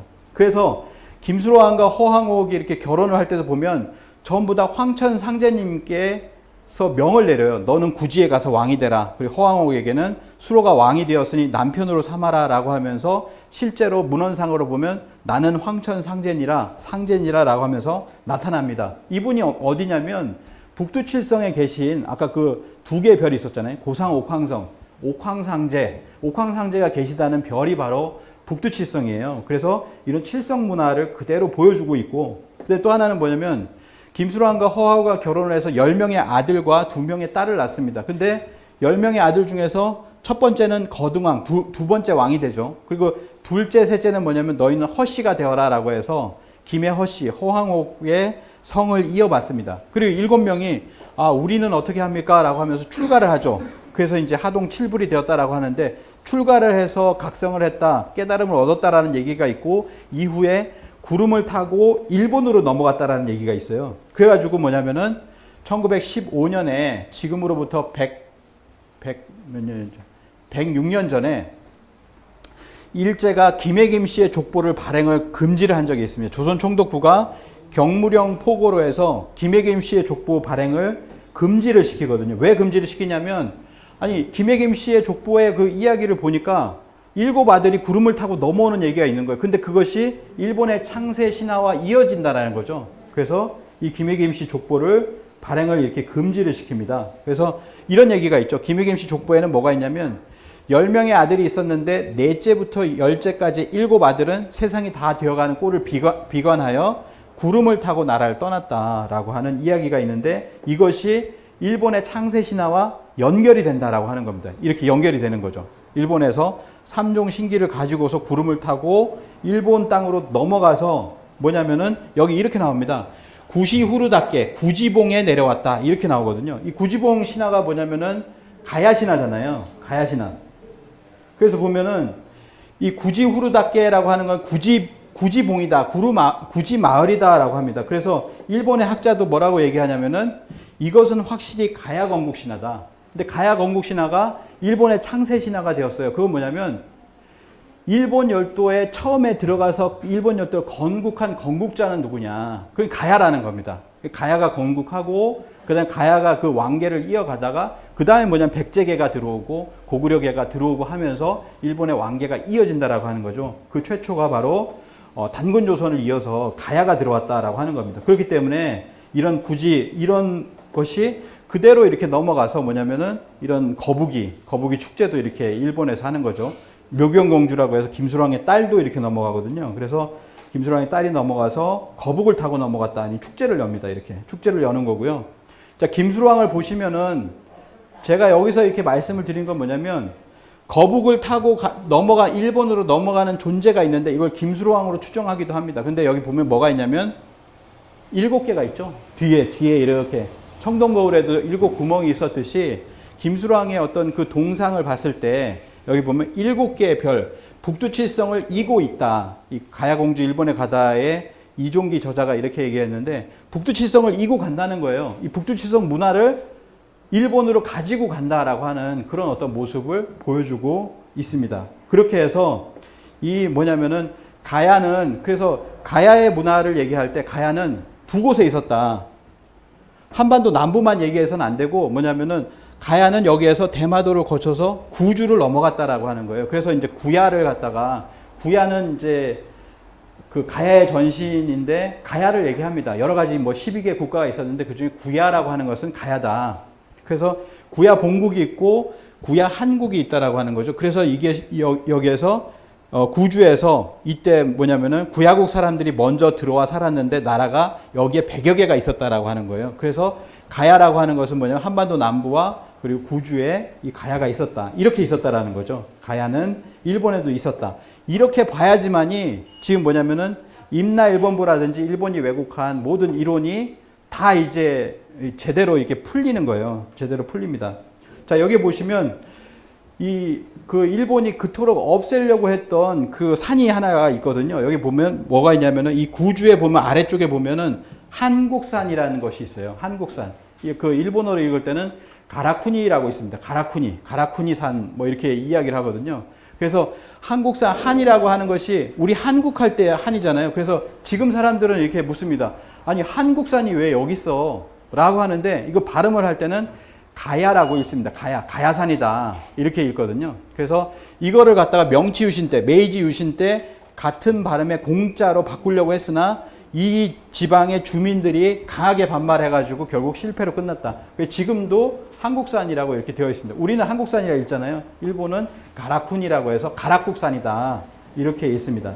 왜냐면 여기에 올라가면은 가락국이 보인다는 거예요. 고사기에 보면 일본 서기하고 고사기가 있잖아요. 여기는 좋은 곳이다. 왜냐하면 가락국을 볼 수 있기 때문이다. 왜냐하면 가락국에서 왔으니까. 그러니까 가야는 뭐냐면은 이게 한반도 남부에 있고 규슈 저 아래쪽에도 가락국이 있었다라고 하는 것을 알 수가 있습니다. 그리고 7 아들이 왔었다고 하는 그 남부에 또 이런 곳이 있어요. 구만호성 뭐 이런 곳들이 있다라고 하는 거죠.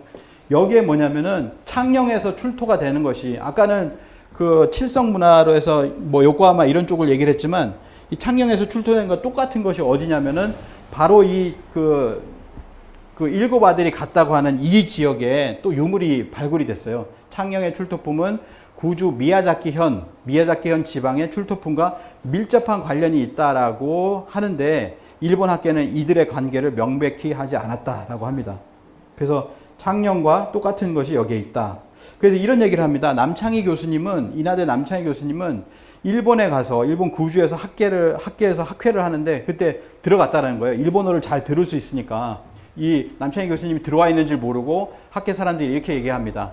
일본 고고학자들이 여기를 발굴하면 또 저기를 발굴하면 여기서는 신라계, 저기는 고구려계, 여기서는 또 백제계가 나오고 큐슈 전 지역을 발굴을 해보면은 결국엔 일본 서기는 거짓말한 게 아니냐라고 자조적인 농담 비슷한 걸 하면서 토론하는 걸 들었다라고 하는 거죠. 근데 그때 녹음을 못해서 아쉽다. 뭐 이런 얘기까지 이렇게 하셨는데요. 그 정도로 뭐냐면은 큐슈 지역이라고 하는 건 가야가 먼저 진출하고 백제도 진출하고 고구려 전부 다 이렇게 진출을 한 곳이다라고 하는 것을 알 수가 있습니다.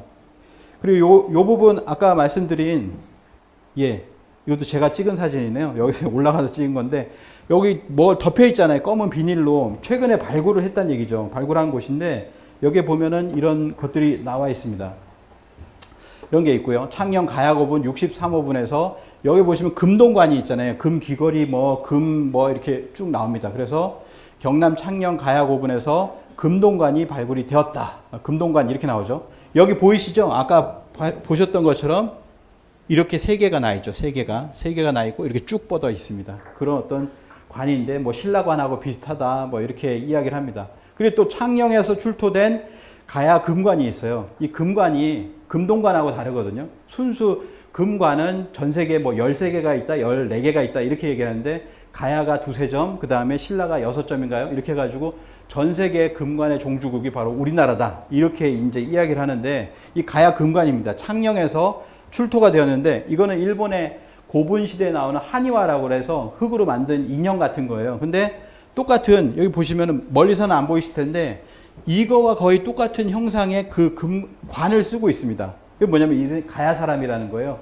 일본으로 넘어간 고분 시대라고 해서 그때 넘어간 사람들이 가야계다라고 하는 것을 알 수가 있다라는 거죠. 그리고 경남 양산에서 출토된 톱니 무늬의 또 왕관이 있는데 한이와를 보면 한이와가 또 이게 톱니 무늬를 하고 있어요. 똑같은 걸 하고 있다는 거죠. 다 가야계다. 그리고 이제 굉장히 유명한 국보잖아요. 국립경주박물관에 있는 국보인데 바로 가야의 어떤 갓. 그래서 이제 이 가야라는 것이 이 갓에서 왔다. 이런 식으로도 얘기를 하는데 요것이 뭐냐면 요게 그대로 일본의 한이와에도 보면은 그대로 있다라고 하는 것을 알 수가 있습니다. 그리고 금동관도 아까 보셨던 대가야의 관인데 이게 은동관으로 일본의 은동관 이렇게 같은 거죠. 그러니까 뭐냐면 이런 것들이 전부 다 큐슈에서 나타나고 있다라고 하는 거예요. 큐슈에는 너무 수없이 많은 그래가지고 지금 파헤치지도 못할 정도로 굉장히 많은 그래서 이제 뭐냐면 가야는 큐슈의 지배자다 이렇게까지도 이제 이야기를 한다는 거죠. 여기를 출발점으로 해서 그 다음에 이제 이쪽으로 넘어가서 가야 유물들이 전부 다 이렇게 보이기 시작한다라고 하는 겁니다. 그래서 여기는 그래서 우리 지명들이 보면 가야죠. 가야, 가라, 가락 이게 전부 다 가야거든요. 가라츠라고 하잖아요. 아까 보셨던 한국악, 가라쿠니 이런 지명들이 굉장히 많습니다. 그래서 여기가 이 위에 가야가 있구나. 이게 윗가야, 저 아래가야 또는 남가야 이런 식으로 얘기하는데 이걸 뒤에 보시면 아시겠지만 이 지명에 나와 있는 가야, 남가야 이걸 갖다가 일로 옮겨버려요. 그게 임나 1번부입니다. 그래서 일본 서기에 나와 있는 건 뭐냐면은 일본에서 있었던 역사를 대부분 기술하고 있는 건데 일본 서기에 신공황후가 칠국을 쳤다라고 해서 칠국에 가라가 들어가고 남가야가 들어간다라고 해서 이걸 갖다가 위로 올려버려가지고 남가야가 김해다 이런 식으로 이제 여기에서 벌어지는 일을 갖다가 한반도 남부에서 벌어진 것처럼 200년 동안 있었다라고 하는 식으로 하는 게 임나일본보거든요. 그래서 보면은 합천의 그 어떤 이게 말을 갖다가 이게 덮었다라는 건 몸 전체를 다 덮었다라는 얘기죠. 고구려처럼 개마무사의 모습을 이런 강력한 모습을 보여주고 있는데 이것이 넘어가서 와카야마 현에도 이게 나타났다라고 하는 거죠. 등자, 말과 관련된 그리고 출토된 도기도 김해에서 후쿠오카 이렇게 똑같다라고 하는 겁니다. 그 다음에 이쪽이 우리죠. 하만 쪽에 있는 미늘새인데 이 미늘새도 일본 열도에서 똑같은 미늘새가 발굴이 되고 있다라고 하는 겁니다. 그리고 가야의 갑옷이 그대로 고분 시대의 한이와 전사 똑같이 이렇게 보여지고 있다라고 하는 거죠. 그래서 그 다음에 뭐냐면 고구려 백제 신라 가야 공통이 뭐냐면은 환두대도입니다. 우리는 그 고리가 있는 칼을 쓰잖아요. 긴 칼을 쓰는데 그 똑같이 이렇게 환두대도의 모습을 이렇게 보여주고 있습니다. 가야에서. 그리고 잘 아시는 것처럼 이 가야에는 용봉 문양이 이렇게 많잖아요.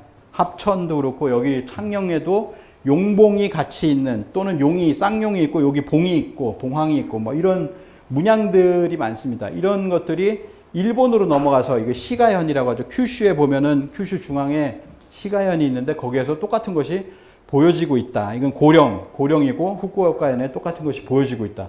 그래서 이것을 보면은 가야가 넘어갔다라고 하는 것을 알 수가 있습니다. 이것도 결국에는 가야가 한반도 남부에도 있었고 일본에도 있다라고 하는 것을 알 수가 있습니다.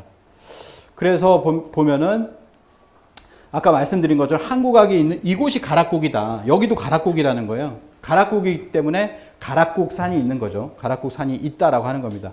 그래서 비화가야라고 하잖아요. 여기를 이제 비화가야라고 합니다. 비화가야로 또 등재를 하고 있는데 삼국유사에 비화가야라고 나오고 삼국사기에는 비자화라고 나오고 비사벌이라고 나옵니다. 그리고 뭐 하만 산성 목간에는 비사벌, 진흥왕 순수비의 비자벌 이것까지 이렇게 나오고 있는데요. 제가 말씀드리고자 하는 건 뭐냐면은 일본서기에 나오는 것이 문제가 돼요. 일본서기에는 뭐가 나오냐면 이게 우리 문헌에는 나오지 않는 발이라고 하는 한자가 나옵니다. 발, 비자, 발. 우리는 벌이잖아요. 뭐 설화벌 할 때 비자벌, 비사벌 뭐 이렇게 벌이라고 하는데 일본서기에는 발이라고 나와요. 이 발은 뭐 중국에도 쓰지 않는 그런 한자라고 하는데 자, 왜 이거를 썼을까? 자, 이건 임나일본부 설로 해가지고 한반도에다가 이게 그 칠국이니 뭐니 이거 비정을 한 임나일본부 지도입니다. 여기가 임나라는 거예요. 임나라 한반도 남부에다가 이렇게 세웠다라고 하는데 여기가 뭐라고 써있냐면 비자벌국이라고 나오죠. 비자벌국. 일본서기에 나오는 비자벌국을 여기다 세웠다. 비자벌이나 비사발이나 같은 거 아닙니까? 같은 게 아닙니다. 같은 게 아니라는 거죠. 뭐냐면 비자발이라는 걸 여기다가 딱 비정을 했을 때 뭐냐면은 칠국이 그러니까 361년에 신공항후 49년에 신공항후가 그 신하들을 보내가지고 뭐냐면은 신라 가야를 쳤다는 거예요. 가야를 쳤다. 가야를 쳤는데 비자발을 치고 근데 비자발이 맞다라고 하면 뭐 어떻게 되냐면 남가라, 알라, 다라, 탁순, 가라, 탁국이 전부 다 여기에 비정이 돼야 되는 겁니다. 그렇기 때문에 이건 비자발이 아니라는 거죠. 비자발이 아니라는 것을 말씀을 드리는데 왜 비자발이 아니냐면 보시면 이렇게 됩니다. 지금 유네스코에 가야 유산을 등재를 하려고 하고 있잖아요. 박물관을 가면 아시겠지만 이렇게 7개의 그 고분군을 갖다가 등재를 하는데 여기서 문제가 되는 것은 뭐냐면 우리 국내 삼국유사 삼국사기의 그 지명으로 보면은 고령은 대가야, 김해는 금강가야, 하만은 아라가야, 고성은 소가야, 그리고 창녕은 비화가야라고 하면 됩니다. 이렇게 등재를 하면 되는데 우리 그거에 문헌에 없는 그 곳이 있어요. 합천, 옥전, 고분군. 여길 뭐라고 할 것이냐? 근데 합천을 갖다가 일본서기에 나와 있는 국명인 다라국으로 했어요. 다라국으로. 여기 다라리라고 하나 이제 있다고 해가지고 다라국으로 비정을 했는데 이걸 일본 학자가 비정을 했습니다. 그리고 뭐냐면 남원 유곡리하고 두랑리 고분군을 김은국이라고 주장을 했어요. 그게 뭐냐면 일본 서기에만 나와 있는 그 지명이라는 거죠. 근데 이 일본 서기에 나와 있는 지명이 언제 나오냐면 이 7개 국을 7국을 갖다가 신공항후가 정벌했다라고 하는 그때 나옵니다. 그때 이 비자발도 딱 한 번 나오거든요. 그럼 그것이 맞다라고 하면 뭐냐면은 고차국, 알라, 남가, 가라가 대치가 되는 거예요. 우리의 어떤 이걸로 되어 있지만 이 일본 서기가 맞다. 그러니까 지금 7개를 전부 다 보시면 우리 국내 문헌은 뭐 비어있는 공간이 있는데 이 전체가 뭐냐면은 일본 서기에는 다 자기네들이 자의적으로 비정을 할 수 있다라는 거죠. 7국, 10국으로 이렇게 해놨다라고 하는 겁니다. 그래서 뭐냐면은 이 다라국, 합천이 다라국이 되고 남원이 김은국으로 등재를 해서 그 등재가 되었을 때 뭐냐면은 일본 서기의 모든 것이 다 비정이 된다. 그래서 이것을 이렇게 이꼬로 시키게 된다라고 하는 거죠. 네. 이렇게 된다라고 하는 그런 어떤 불상사가 있다라고 하는 것을 말씀을 드립니다. 그래서 여기 창녕 박물관에 보면은 뭐 박물관 전부 다 등재를 하니까 7개 등재하는 유산을 다 보여주잖아요. 그래서 여기는 김은국이다. 그리고 여기 다라국이다. 이렇게 해서 토기가 조금씩 다릅니다라고 해서 김은국식 토기가 있다. 이렇게 이야기하는데 이런 겁니다. 토기가 조금씩 달라요. 근데 과연 이런 A 지역에서 일하던 도공이 돈 더 준다고 B 지역으로 스카우트 될 수도 있고 20대의 도공이 내가 60대가 되었을 때는 조금 더 다르게 해보자 해가지고 패션을 다르게 할 수도 있는데 이거를 갖다가 여기에만 나왔다고 해서 이거는 김은국식이냐 이런 식으로 얘기할 수 없다. 그 뭐냐면은 동질성을 얘기해야 된다라는 거죠. 차이만 주목하면은 동질성이 보이지 않는다. 이 가야가 전부 다 이렇게 분리의식을 가지고 보는 것이 아니다라는 거죠. 잘 보시면은 요게 이제 합천이에요. 합천 유물이고 요게 남원의 유물입니다. 근데 잘 보시면 아시겠지만 자세히 보면 네모가 몇 개가 있고 그 다음에 세모가 하나 있고 밑에 네모가 있고 이런 식으로 되어 있는 똑같아요. 이게 똑같아요. 세모가 있고 네모가 있고 여기도 세모가 아래쪽으로 되어 있고 그 되어 있는 숫자가 똑같고 이걸 보면은 이 두 개는 완전히 똑같습니다. 남원하고 합천인데 똑같잖아요. 그리고 옆에 보시면은 칼이 있죠. 칼이 있는데 이 칼도 보면은 고리가 동그란 고리가 아니라 오각형 고리예요. 여기 보면 이렇게 되어 있습니다. 오각형 고리. 그러니까 오각형 고리니까 이게 똑같다라고 하는 걸 알 수가 있죠. 그래서 이렇게 보면은 가야는 그렇게 다 독자적인 그게 아니라 가야라고 하는 것이 육가야가 전체가 하나로 이렇게 움직이거나 또는 합천, 다라 이런 곳은 고령과 같이 대가야였다. 이 대가야로 하면 되는데 일본서계에 나와 있는 다라와 기문국으로 하고 있다라고 하는 거죠. 그래서 이렇게 이야기를 합니다. 북한학계에서 이제 가야사 연구를 많이 했는데요. 조이승 교수는 이렇게 얘기합니다. 일본 열도에는 다라에서 유래한 지명들이 적지 않게 남아있다. 나라 사람들이, 이것은 다라 사람들이 진출과 정착에 무관하게 한 것이 아니다. 일본 열도에는 다라 지명은 문헌과 그 밖의 자료에 의해 가야와 직접 관련된다는 것이 밝혀지고 있다. 그러니까 다라국이라고 하는 것이 뭐냐면 아까 이제 합천이 왜 다라국으로 그거를 확정을 지었냐면 일본 관변 학자가 뭘 얘기하냐면은 다라리라고 있네. 여기 다라리라고 하는 지명 마을이 있으니까 여긴 다라야라고 얘기를 했잖아요. 근데 일본 열대 훨씬 더 많습니다. 여기 다라산이 있잖아요. 큐슈에 다라산이 있습니다. 그 밑에 보면 다라산 밑에 다라라고 또 있어요. 그리고 옆에 밑으로 또 큐슈로 내려가면 다라목이라고 있습니다. 이게 몇 개만 가져온 거거든요. 다라라고 하는 지명은 일본에는 수십 개가 있습니다. 근데 우리는 합천에 다라리 하나가 있는데 그걸 이거 하나 있구나. 여기를 다라국으로 해야 되겠다. 그러면 그렇게 해가지고 신공하고 49년 전에 가야 7국을 쳤다. 그 다라가 바로 합천이다. 이렇게 비정을 해버린 거예요. 근데 일본에는 훨씬 많은 수십 개의 이 다라라는 지명들이 있다라는 거죠. 여기 보면 다라천이라고 있잖아요. 이런 것들이 굉장히 많다. 여기 보시면은 여기가 다라산이고요. 그리고 여기가 다라조라고 하고 여기가 다라라고 합니다. 그리고 여기도 있어요. 여기 다라라고 해가지고. 그러니까 전체가 다라예요. 전체가 다라. 여기 뭔가 다라 사람들이 살았기 때문에 여기가 다라라고 되어 있겠죠. 그런데 이거를 합천에다가 이렇게 비정을 했다라고 하는 겁니다. 논쟁이 있음에도 불구하고 그렇게 되어버렸다라고 하는 거죠. 그래서 지금 뭐냐면은 다라국, 기문국, 이 기문국이라는 용어가 들어서게 되면은 뭐냐면은 일본석에 있는 지명들이 전부 한반도 남부에 비정이 되어버려가지고 위치가 되어버리기 때문에 임나일본부, 일본이 일제 식민지를 4세기에서 6세기 200년 동안 우리 한반도 남부를 지배했다라는 그것이 되어버린다라고 해서 남원의 가야 고분군은 남원 가야로 하든지 대가야 유물이 많으니까 대가야로 하든지 그렇게 하는 것이 좋다. 기문국이라는 용어를 삭제해야 된다. 일본석에만 나오는 그 기문국이라는 용어를 삭제해야 된다. 삭제하고 등재하라라고 하는 이런 시위를 남원 시민들이 모여가지고 이렇게 하고 있습니다. 그러면은 이게 비자발은 뭐냐? 아까 뭐 말씀 안 드렸는데 비자발은 태백일사에 이렇게 나옵니다. 명확하게. 비자발, 일본석에 나오는 비자발은 변진 비사벌 사람들이 모여 살던 곳이다. 비사벌 사람들이 일본에 가서 모여 살던 곳이 비자발이라는 거죠. 그러니까 이게 다르다라는 거예요. 다르다. 제가 다른 데서 강의할 때 이렇게 얘기를 하는데 비자발은 뭐냐? 비자를 발급받아야 갈 수 있는 곳이다. 우리나라가 아니라는 거예요. 우리나라가 아닙니다. 비자 발급받아야 갈 수 있는 곳. 그렇잖아요. 그래서 이 발이라고 하는 것은 잘 쓰이지 않는 그런 한자라는 거고요. 그래서 비사벌은 여기 창녕입니다.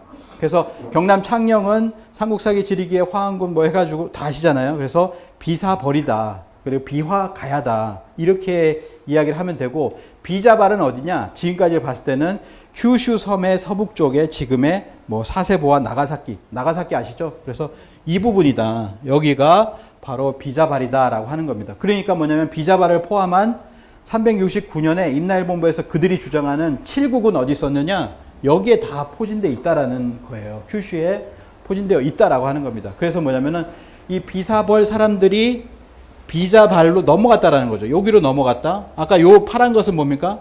그 북두칠성 똑같은 그걸 하고 있던 야마구치 현이고, 또 이 사람들이 아까 이쪽에 유물이 많다고 그랬죠. 그러니까 큐슈의 이곳저곳으로 이 창녕 가야 이 사람들, 그리고 아래쪽에 있는 전체적으로 어떤 가야 사람들이 큐슈 쪽으로 내려가서 큐슈의 지배자가 되었다라고 하는 것입니다. 그래서 결국에는 뭐냐면 지금 이거를 비자발 이것 때문에 뭐냐면은 이것 때문에 이게 나온 거예요. 지금 그 박물관에 비사벌의 외계 유물, 일본계 유물이라고 하는 걸 크게 타이틀로 한 것이 뭐냐면은 이 비사벌과 비자발을 똑같이 보고 있기 때문에 뭐냐면은 이 저런 것을 만들어 놨습니다. 외계 유물이 몇 개 안 나오거든요. 그러면 여기에 있는 비화가야의 유물들이 일본 열대 수도 없이 나오는데, 대가야 유물들이 수도 없이 나오는데, 그것은 가야의 왜 열도에 분포되어 있는 유물들은 얘기하지 않고, 전혀 얘기하지 않고 몇 개 나오는 유물을 가지고서 외계 유물이다라고 해서 이 외라고 하는, 또는 임나가 여기에 들어온 것처럼 만들어 놓는 것은 분명한 잘못이다 라고 하는 거죠. 이게 박물관에 지금 이렇게 돼 있잖아요. 그래서 이런 것들은 고쳐야 된다라고 하는 겁니다. 그래서 비화가야다, 비자화다, 비사벌이다, 이건 다 얘기할 수 있지만, 비자발, 일본석에 나온 비자발은 우리가 아니라 비사벌 사람들이 넘어간 것이다. 비사벌 유민들이 넘어가서 개척을 한 곳이다 라고 하는 겁니다. 아까 말씀드린 것처럼 비사벌을 비자발, 일본석이 비자발이라고 했을 때 그 뭐냐면은, 그러면 가라, 탁순, 탁국, 남가라, 다라, 알라로 이렇게 비정을 해서 여기가 뭐냐면 칠국, 일본이 정벌한 임나 일본부가 돼버린다라고 하는 겁니다. 그런데 지금 이제 그런 식으로 만들어 가고 있다. 왜냐하면 우리가 식민사관을 완전히 극복하지 못했기 때문이라는 거죠. 세마스라고 하는데요. 1949년에 임나 흥망사라는 책을 써서 완벽하게 이 사람이 이렇게 해방이 되었는데도 이걸 비정을 했어요. 이렇게 이 비정을 하고 그걸 따라가고 있습니다. 우리 학계가 똑같이 따라가요. 맞잖아요. 지금 고령을 가라라고 그러고요. 대구를 탁순이라고 얘기합니다. 그리고 그 뭐냐면은 그 다음에 창녕을 비자발을 가끔 써요. 같이 쓰거든요. 이거를 완벽히 없애야 된다는 거죠. 창녕에서는 비자발, 일본석의 비자발은 다른 것이다. 그 다음에 김해를 남가라, 하만을 알라, 합천을 달아라고 하는 쓰는 것이 잘못됐다라고 하는 것입니다. 이 사람이 뭐라고 얘기하냐면 그걸 비정을 했고 우리 학계가 따라가는 세마스는 뭐라고 하냐면은 일본의 한반도 영유, 임나는 그 자체만으로 일본의 자랑이다. 이렇게 얘기하는 사람이에요. 구한말 일본에 의한 조선 병합은 고대에 신공항우가 했었던 그거를 다시 우리가 이제 해가지고 식민지를 만든 것이다. 고대의 복현이다. 이는 앞으로도 영원히 일본이 한국에 대한 예속, 일본이 한국이 우리들의 어떤 식민지였어라고 하는 그걸 주장할 수 있는 정신을 인도해 주는 게 바로 자기가 그 임나를 갖다가 한반도 남부에 비정한 거다. 그러니까 그거 잘 써라. 라고 하니까 누가 쓰냐면은 이 사람이 세이마스 야스카즈가 일제 폐망 후에도 서울대 교수였거든요. 경성제대, 그게 서울대가 됐잖아요. 경성제대 교수였던 이 세이마스가 서울대를 들락날락 하면서 김원령 같은 경성제국대 출신 교수들을 관리했다라는 거예요. 관리하면서 야, 그 임나일본부 그거 하니까 그대로 비정해. 뭐 이런 식이죠. 그 의식 구조는 그렇습니다. 그래가지고 지금도 똑같이 하고 있다. 그 다음에 또 하나는 뭐냐면 야스이 세이치, 이 사람이 뭐냐면 창녕의 유물들을 다 가져갔어요. 야스이 세이치. 그래서 1919년 독립만세 3.1운동 시절에 일본의 고고학자들은 편성을 나눠서 전국의 고분 발굴에 나섰다라고 하는 거죠. 곡정제일이라고 하는 야스이 세이치는 바로 이 창녕 김해를 맡아가지고 이곳에 귀중한 지하 유물들을 발굴해서 극히 일부분만 남겨놓고 다 일본으로 운반해 갔다. 그러니까 여기에 이제 유물이 별로 없는 거예요. 도굴꾼이 도굴했다는 게 아니라 일본이 거의 다 도굴해 갔다. 이렇게 보시면 됩니다. 그래서 여기 이렇게 써 있죠. 이제 20대의 마차와 여기 창원군 교동의 한 고분군에서 발도된 출토품은 20대의 마차와 2대의 트럭에 쌓아도 남을 정도였다. 참으로 많은 수확이었다. 이게 얘네들이 얘기하는 거잖아요. 참으로 많은 수확이었다. 20대의 마차와 2대의 트럭으로 가져간 게 과연 무엇일까라고 하는데요. 일본 문화청에, 일본에 이제 뭐 그런 청이 있잖아요. 문화청에 보면은 삼국시대 유물을 임나 유물로 표시를 해놨습니다. 임나 유물로 해가지고 환두대도가 이렇게 나오죠. 용이 용 문양이네요. 그 다음에 이런 것들이 있는데 이게 원래가 어디냐면 창녕 거예요. 써 있죠. 문화청은 경남 창녕에서 출토된 유물들을 가져갔잖아요. 수레로 싣고 가져갔잖아요. 그러면서 이걸 임나 거다 이렇게 하는 거죠. 임나 거다. 이들의 인식이 뭔지 아시겠죠? 이 비자발이라고 하는 인식이 뭐냐면 여기가 임나라는 거예요. 여기가 임나라는 거고 이 창녕의 유물이 임나의 유물이다. 이런 식으로 얘기를 하는데 우리 학계는 뭐냐면은 우리 학계는 가야가 임나라는 인식을 가지고 있습니다. 대부분이. 가야가 임나다. 그럼 뭐예요? 여기가 가야라고 하지만 임나라고 일본이 붙였는데 그거에 항의를 못해요. 왜? 우리 학계는 가야가 임나라고 보니까. 일본은 임나는 가야라고 보고 우리는 가야가 임나라고 본다. 똑같은 거죠. 일본 학계와 우리 학계가 똑같다. 근데 우리 학계 중에서 제야사학, 민족사학은 임나는 가야가 아니다. 임나는 일본 열도에, 대마도에 있거나 큐슈에 있거나 일본의 뭐 기비에 있거나 일본 열도에 있는 거다. 일본 열도에 있었던 걸 갖다가 왜 우리나라에다 한반도 남부에 위치시켜서 가야에다가 위치시키냐 이거죠. 근데 우리 학계와 그리고 일본 극우파, 이 극우파가 아니라요. 그냥 일본 학계예요. 그래서 일본 교과서에 이게 다 담겨져 있습니다. 일본에서 임나일본부를 철폐했다. 이건 다 거짓말입니다. 제가 이제 그 대한사람과 함께 일본 교과서를 전부 다 조사를 했거든요. 거의 100% 임나일본부가 들어가 있습니다. 임나는 가야다. 이런 식으로 해서 들어가 있다라고 하는 거죠. 그래서 이렇게 해서 몇 분 남았죠? 이제 마무리 지났어요? 예. 5분 괜찮습니까? 5분만 하겠습니다. 예.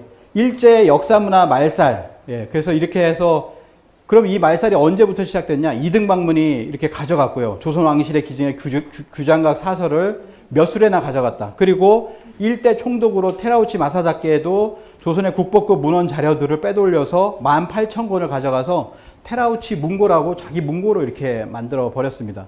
테라우치 문고라고 여기 있죠. 그 다음에 뭐냐면은 우리나라 이렇게 신익희 선생인데 그 신익희 선생이 이렇게 얘기를 했어요. 신익희 선생이 1910년부터 모든 행정력과 군경을 동원해서 전국 방방곡곡에서 1년 2개월 동안에 단군 조선과 관련된 사료와 민족 정신을 일깨우는 내용의 서적들을 압수하거나 불태우는 만행을 저질렀다. 이렇게 얘기를 했는데 우리 학교는 믿지를 않죠. 예.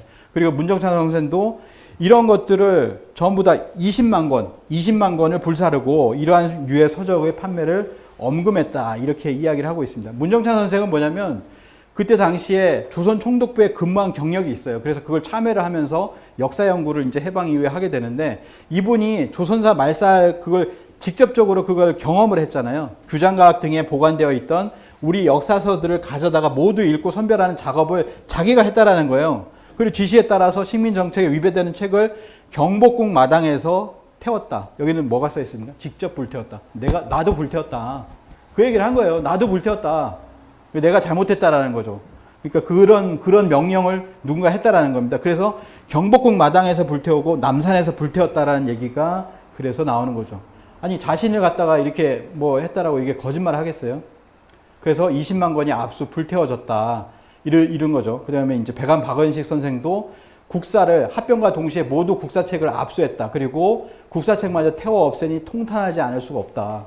그리고 일본의 1920년대 네다니엘 페퍼라는 미국인 기자가 이렇게 얘기했습니다. 한국의 역사는 절대 엄금, 일본은 즉시 한국의 국사란 국사는 전부 압수하여 불태워버렸다. 철저히 수색하여 폐기하여 버렸다. 가지고만 있어도 범죄가 되었다. 영어로 이분이 뭐라고 썼냐면 콜렉트, 모아가지고 불태웠다라는 거예요. 코리안 히스토리, 한국의 역사책들은 전부 다 모아서 불태워버렸다라고 하는 겁니다. 이렇게 다 불태워버리고 은폐하고 분서하고 여기 대마도잖아요. 대마도 작은 데서도 뭐 6,000매 정도 다 불태워버렸습니다.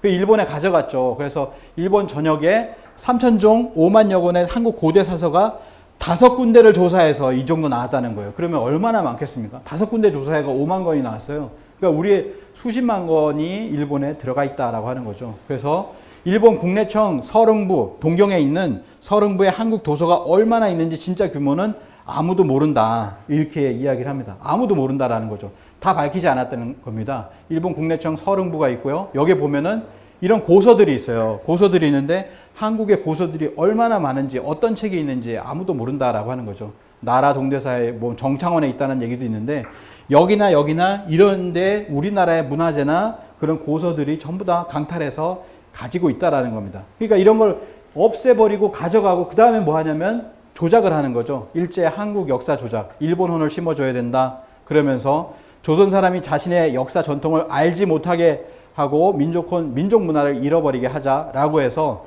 조선사 편수회를 만들고 그 다음에 일본의 조선사 말사를 명령을 합니다. 그래서 1923년부터 37년까지 15년간 5,000종의 사료를 모아가지고 우리나라 역사를 왜곡을 하게 되는데 이게 조선사 35권. 그 조선사 35권의 구성을 보면 70%가 조선시대, 그때로 보면 현대라는 거죠. 근현대만 가르치고 상고사는 가르치지 않습니다. 이 상고사는 뭐냐면 고구려 백제 신라예요. 그 이전에 단군 조선은 가르치지 않는다라고 하는 거죠.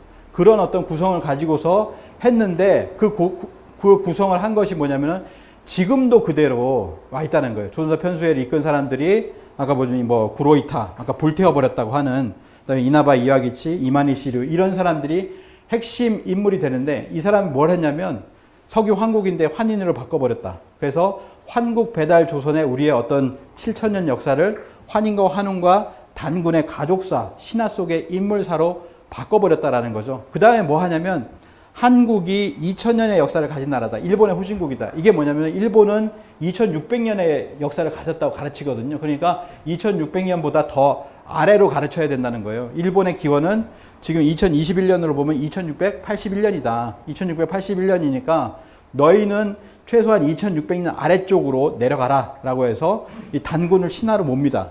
그리고 한 명 있었으니까 그 쭉 뒤로 가죠. 그래서 고조선이 멸망할 때로 해가지고 2200년 그 다음에 위만은 또 연나라 사람 중국 사람이니까 더 줄어들죠. 뭐 이런 식으로 해가지고 한국의 역사를 거의 1700년으로 해놨다라는 거죠. 그래서 단군은 신하다, 가공의 선담이다, 승도의 그 일현 스님의 망설이다, 스님이라고도 안 하죠. 승도의 망설이다, 그 날조된 신하다 이런 식으로 얘기해가지고 단군을 신하로 만들어버리고 허구로 이렇게 만들어버리고 근데 거기에 이제 동조하는 것이 조선사 편수의 이병도 뭐 이런 요시다 도고의 제자예요. 요시다 도고. 근데 요시다 도고의 제자가 이병도인데 요시다 도고는 뭐라고 얘기했냐면 조선 역사가 존재하면 일본이 조선 문화를 받았다는 것이 남아있게 된다.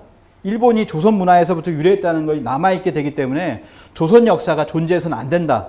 없애야 된다. 이렇게 얘기한 사람의 제자가 이병도라는 거죠. 그래서 일본의 제국대학이 9개를 만듭니다. 그 중에 8개가 일본에 있고요. 그 다음에 뭐냐면은 경성대학, 경성제국대학이 서울대가 되잖아요. 하나만 우리나라에 만들어서 제국대학이라는 일본 제국에 충성하는 대학을 만들어요. 그리고 1945년 8월 15일 날 해방이 되는데 해방되는 바로 다음 날 조선 학술원이라는 걸 만들어서 거기에서 뭐냐면 학술 부분 중에서도 해방 다음 날이잖아요. 해방 다음 날 조선 학술원의 역사 철학부를 맡은 게 이병도입니다.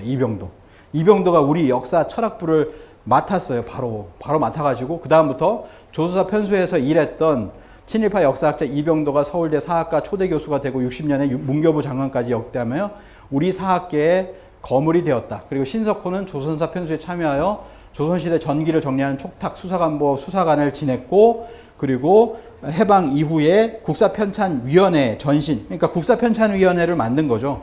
국사관을 창설을 했다라고 하는 겁니다. 그래서 이병도 신석호가 광복 후에 이제 조선사 편수의 경력을 발판 삼아서 역사학계를 장악해서 조선총독부 역사관을 하나뿐인 정설로 승격시켜버렸다. 그래서 단군은 지금까지 신하가 됐다. 이게 뭐냐면 최근의 교수들도 이런 사람의 어떤 계통으로 이제 된 최근의 교수들이 똑같이 얘기한다는 거예요.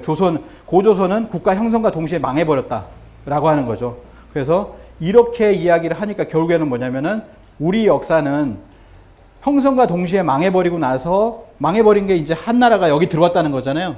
그래서 420년 동안 통치했고 임나일본부가 200년 통치했다. 620년 동안 통치했다는 고대사를 지금도 가르치고 있다라는 거예요. 이게 이병도 교과서입니다. 낭랑은 실로 420년간이나 존재했던 것이다. 이 땅에 존재하면서 문명을 전수해줬다. 이런 얘기를 교과서예요. 이게 1조각이 이제 교과서 출판사거든요. 여기서 교과서 60년대하고 70년대 교과서입니다. 그리고 지금도 뭐냐면 이게 국립중앙박물관 지금이에요. 현실. 2021년 낭랑은 한반도, 그러니까 한사군이 한반도 북부에 있었고 그것이 연대로 보면 420년 동안 있었다라고 하는 것을 그대로 이제 보여주고 있다라는 거죠. 이게 교과서.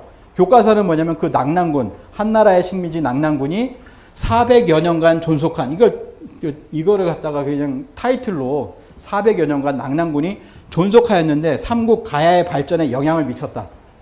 지금의 교과서도 이렇게까지 이야기를 하고 있다라는 거죠. 이렇게 되니까 뭐냐면 한나라가 한 다이너스티라고 해서 지도 구글에서 검색하면 전부 다 이런 얘기가 나옵니다. 근데 우리가 반응을 못해요. 우리 학계는 이걸 주장하기 때문에, 그대로 주장하기 때문에 이거에 대해서 항의하지 못한다라는 거죠. 이게 이제 한나라잖아요. 한나라가 한반도 다 먹고, 이게 일본은 더 심하게 그려요. 이렇게 항상 더 심하게 이렇게 일본 교과서는 전부 다, 이게 하나만이 아니라 전체가 다 저렇게 그려놓고 있습니다. 한국은 중국의 속국이었다. 뭐 이렇게 이야기를 하는 거죠. 그래서 마지막으로 아까 말씀드렸던 것처럼 그 성삼재 교수가 얘기했듯이 우리는 아직도 그 조작된 거를, 일본이 조작해 놓은 것이 있는데 우리는 그것을 갖다가 그대로 해놓고 있더라라고 하는 겁니다. 이것이 지금 충격이고요. 이게 80년대까지 얘기를 했잖아요. 그 뒤로 지금 2020년까지도 이것이 그대로 전수가 되고 있고, 지금 뭐냐면 유네스코의 가야 고분군을 등재를 하면서 일본서기의 지명을 쓰게 되면서 뭐냐면은 더 확고하게 일본서기의 임나일본부를 그것을 전 세계에 뿌리내리게 하고 있다라고 하는 겁니다. 자, 그래서 우리가 이 역사 광복 운동을 하는 것이 얼마나 소중한 것인가. 지금 남원 시민들이 들고 일어나 가지고 굉장히 당황하고 있거든요. 왜냐하면 학계에서 논문 가지고 싸움하라고 하면서 논문을 못 쓰게 하니까, 논문 못 쓰게 하니까 너희 논문이 없지 않느냐, 이런 식으로 얘기하면 되는데, 시민들이 들고 일어나면은 그거는 막을 수가 없어요. 시민들이 들고 일어나면. 그래서 이제 지금 그러한 어떤 역사 광복의 실제적인 광복군, 독립군이 되어서 싸우고 있다라고 하는 것을 말씀을 드리고요. 그것이 남원이 무너지고 합천 다라국으로 이렇게 무너지게 되면은 결국에는 여기도 비사벌이 아니라 비자벌이 될 수 있다라고 하는 것을 말씀을 드리면서 다 함께 역사 광복에 동참했으면 좋겠습니다. 감사합니다.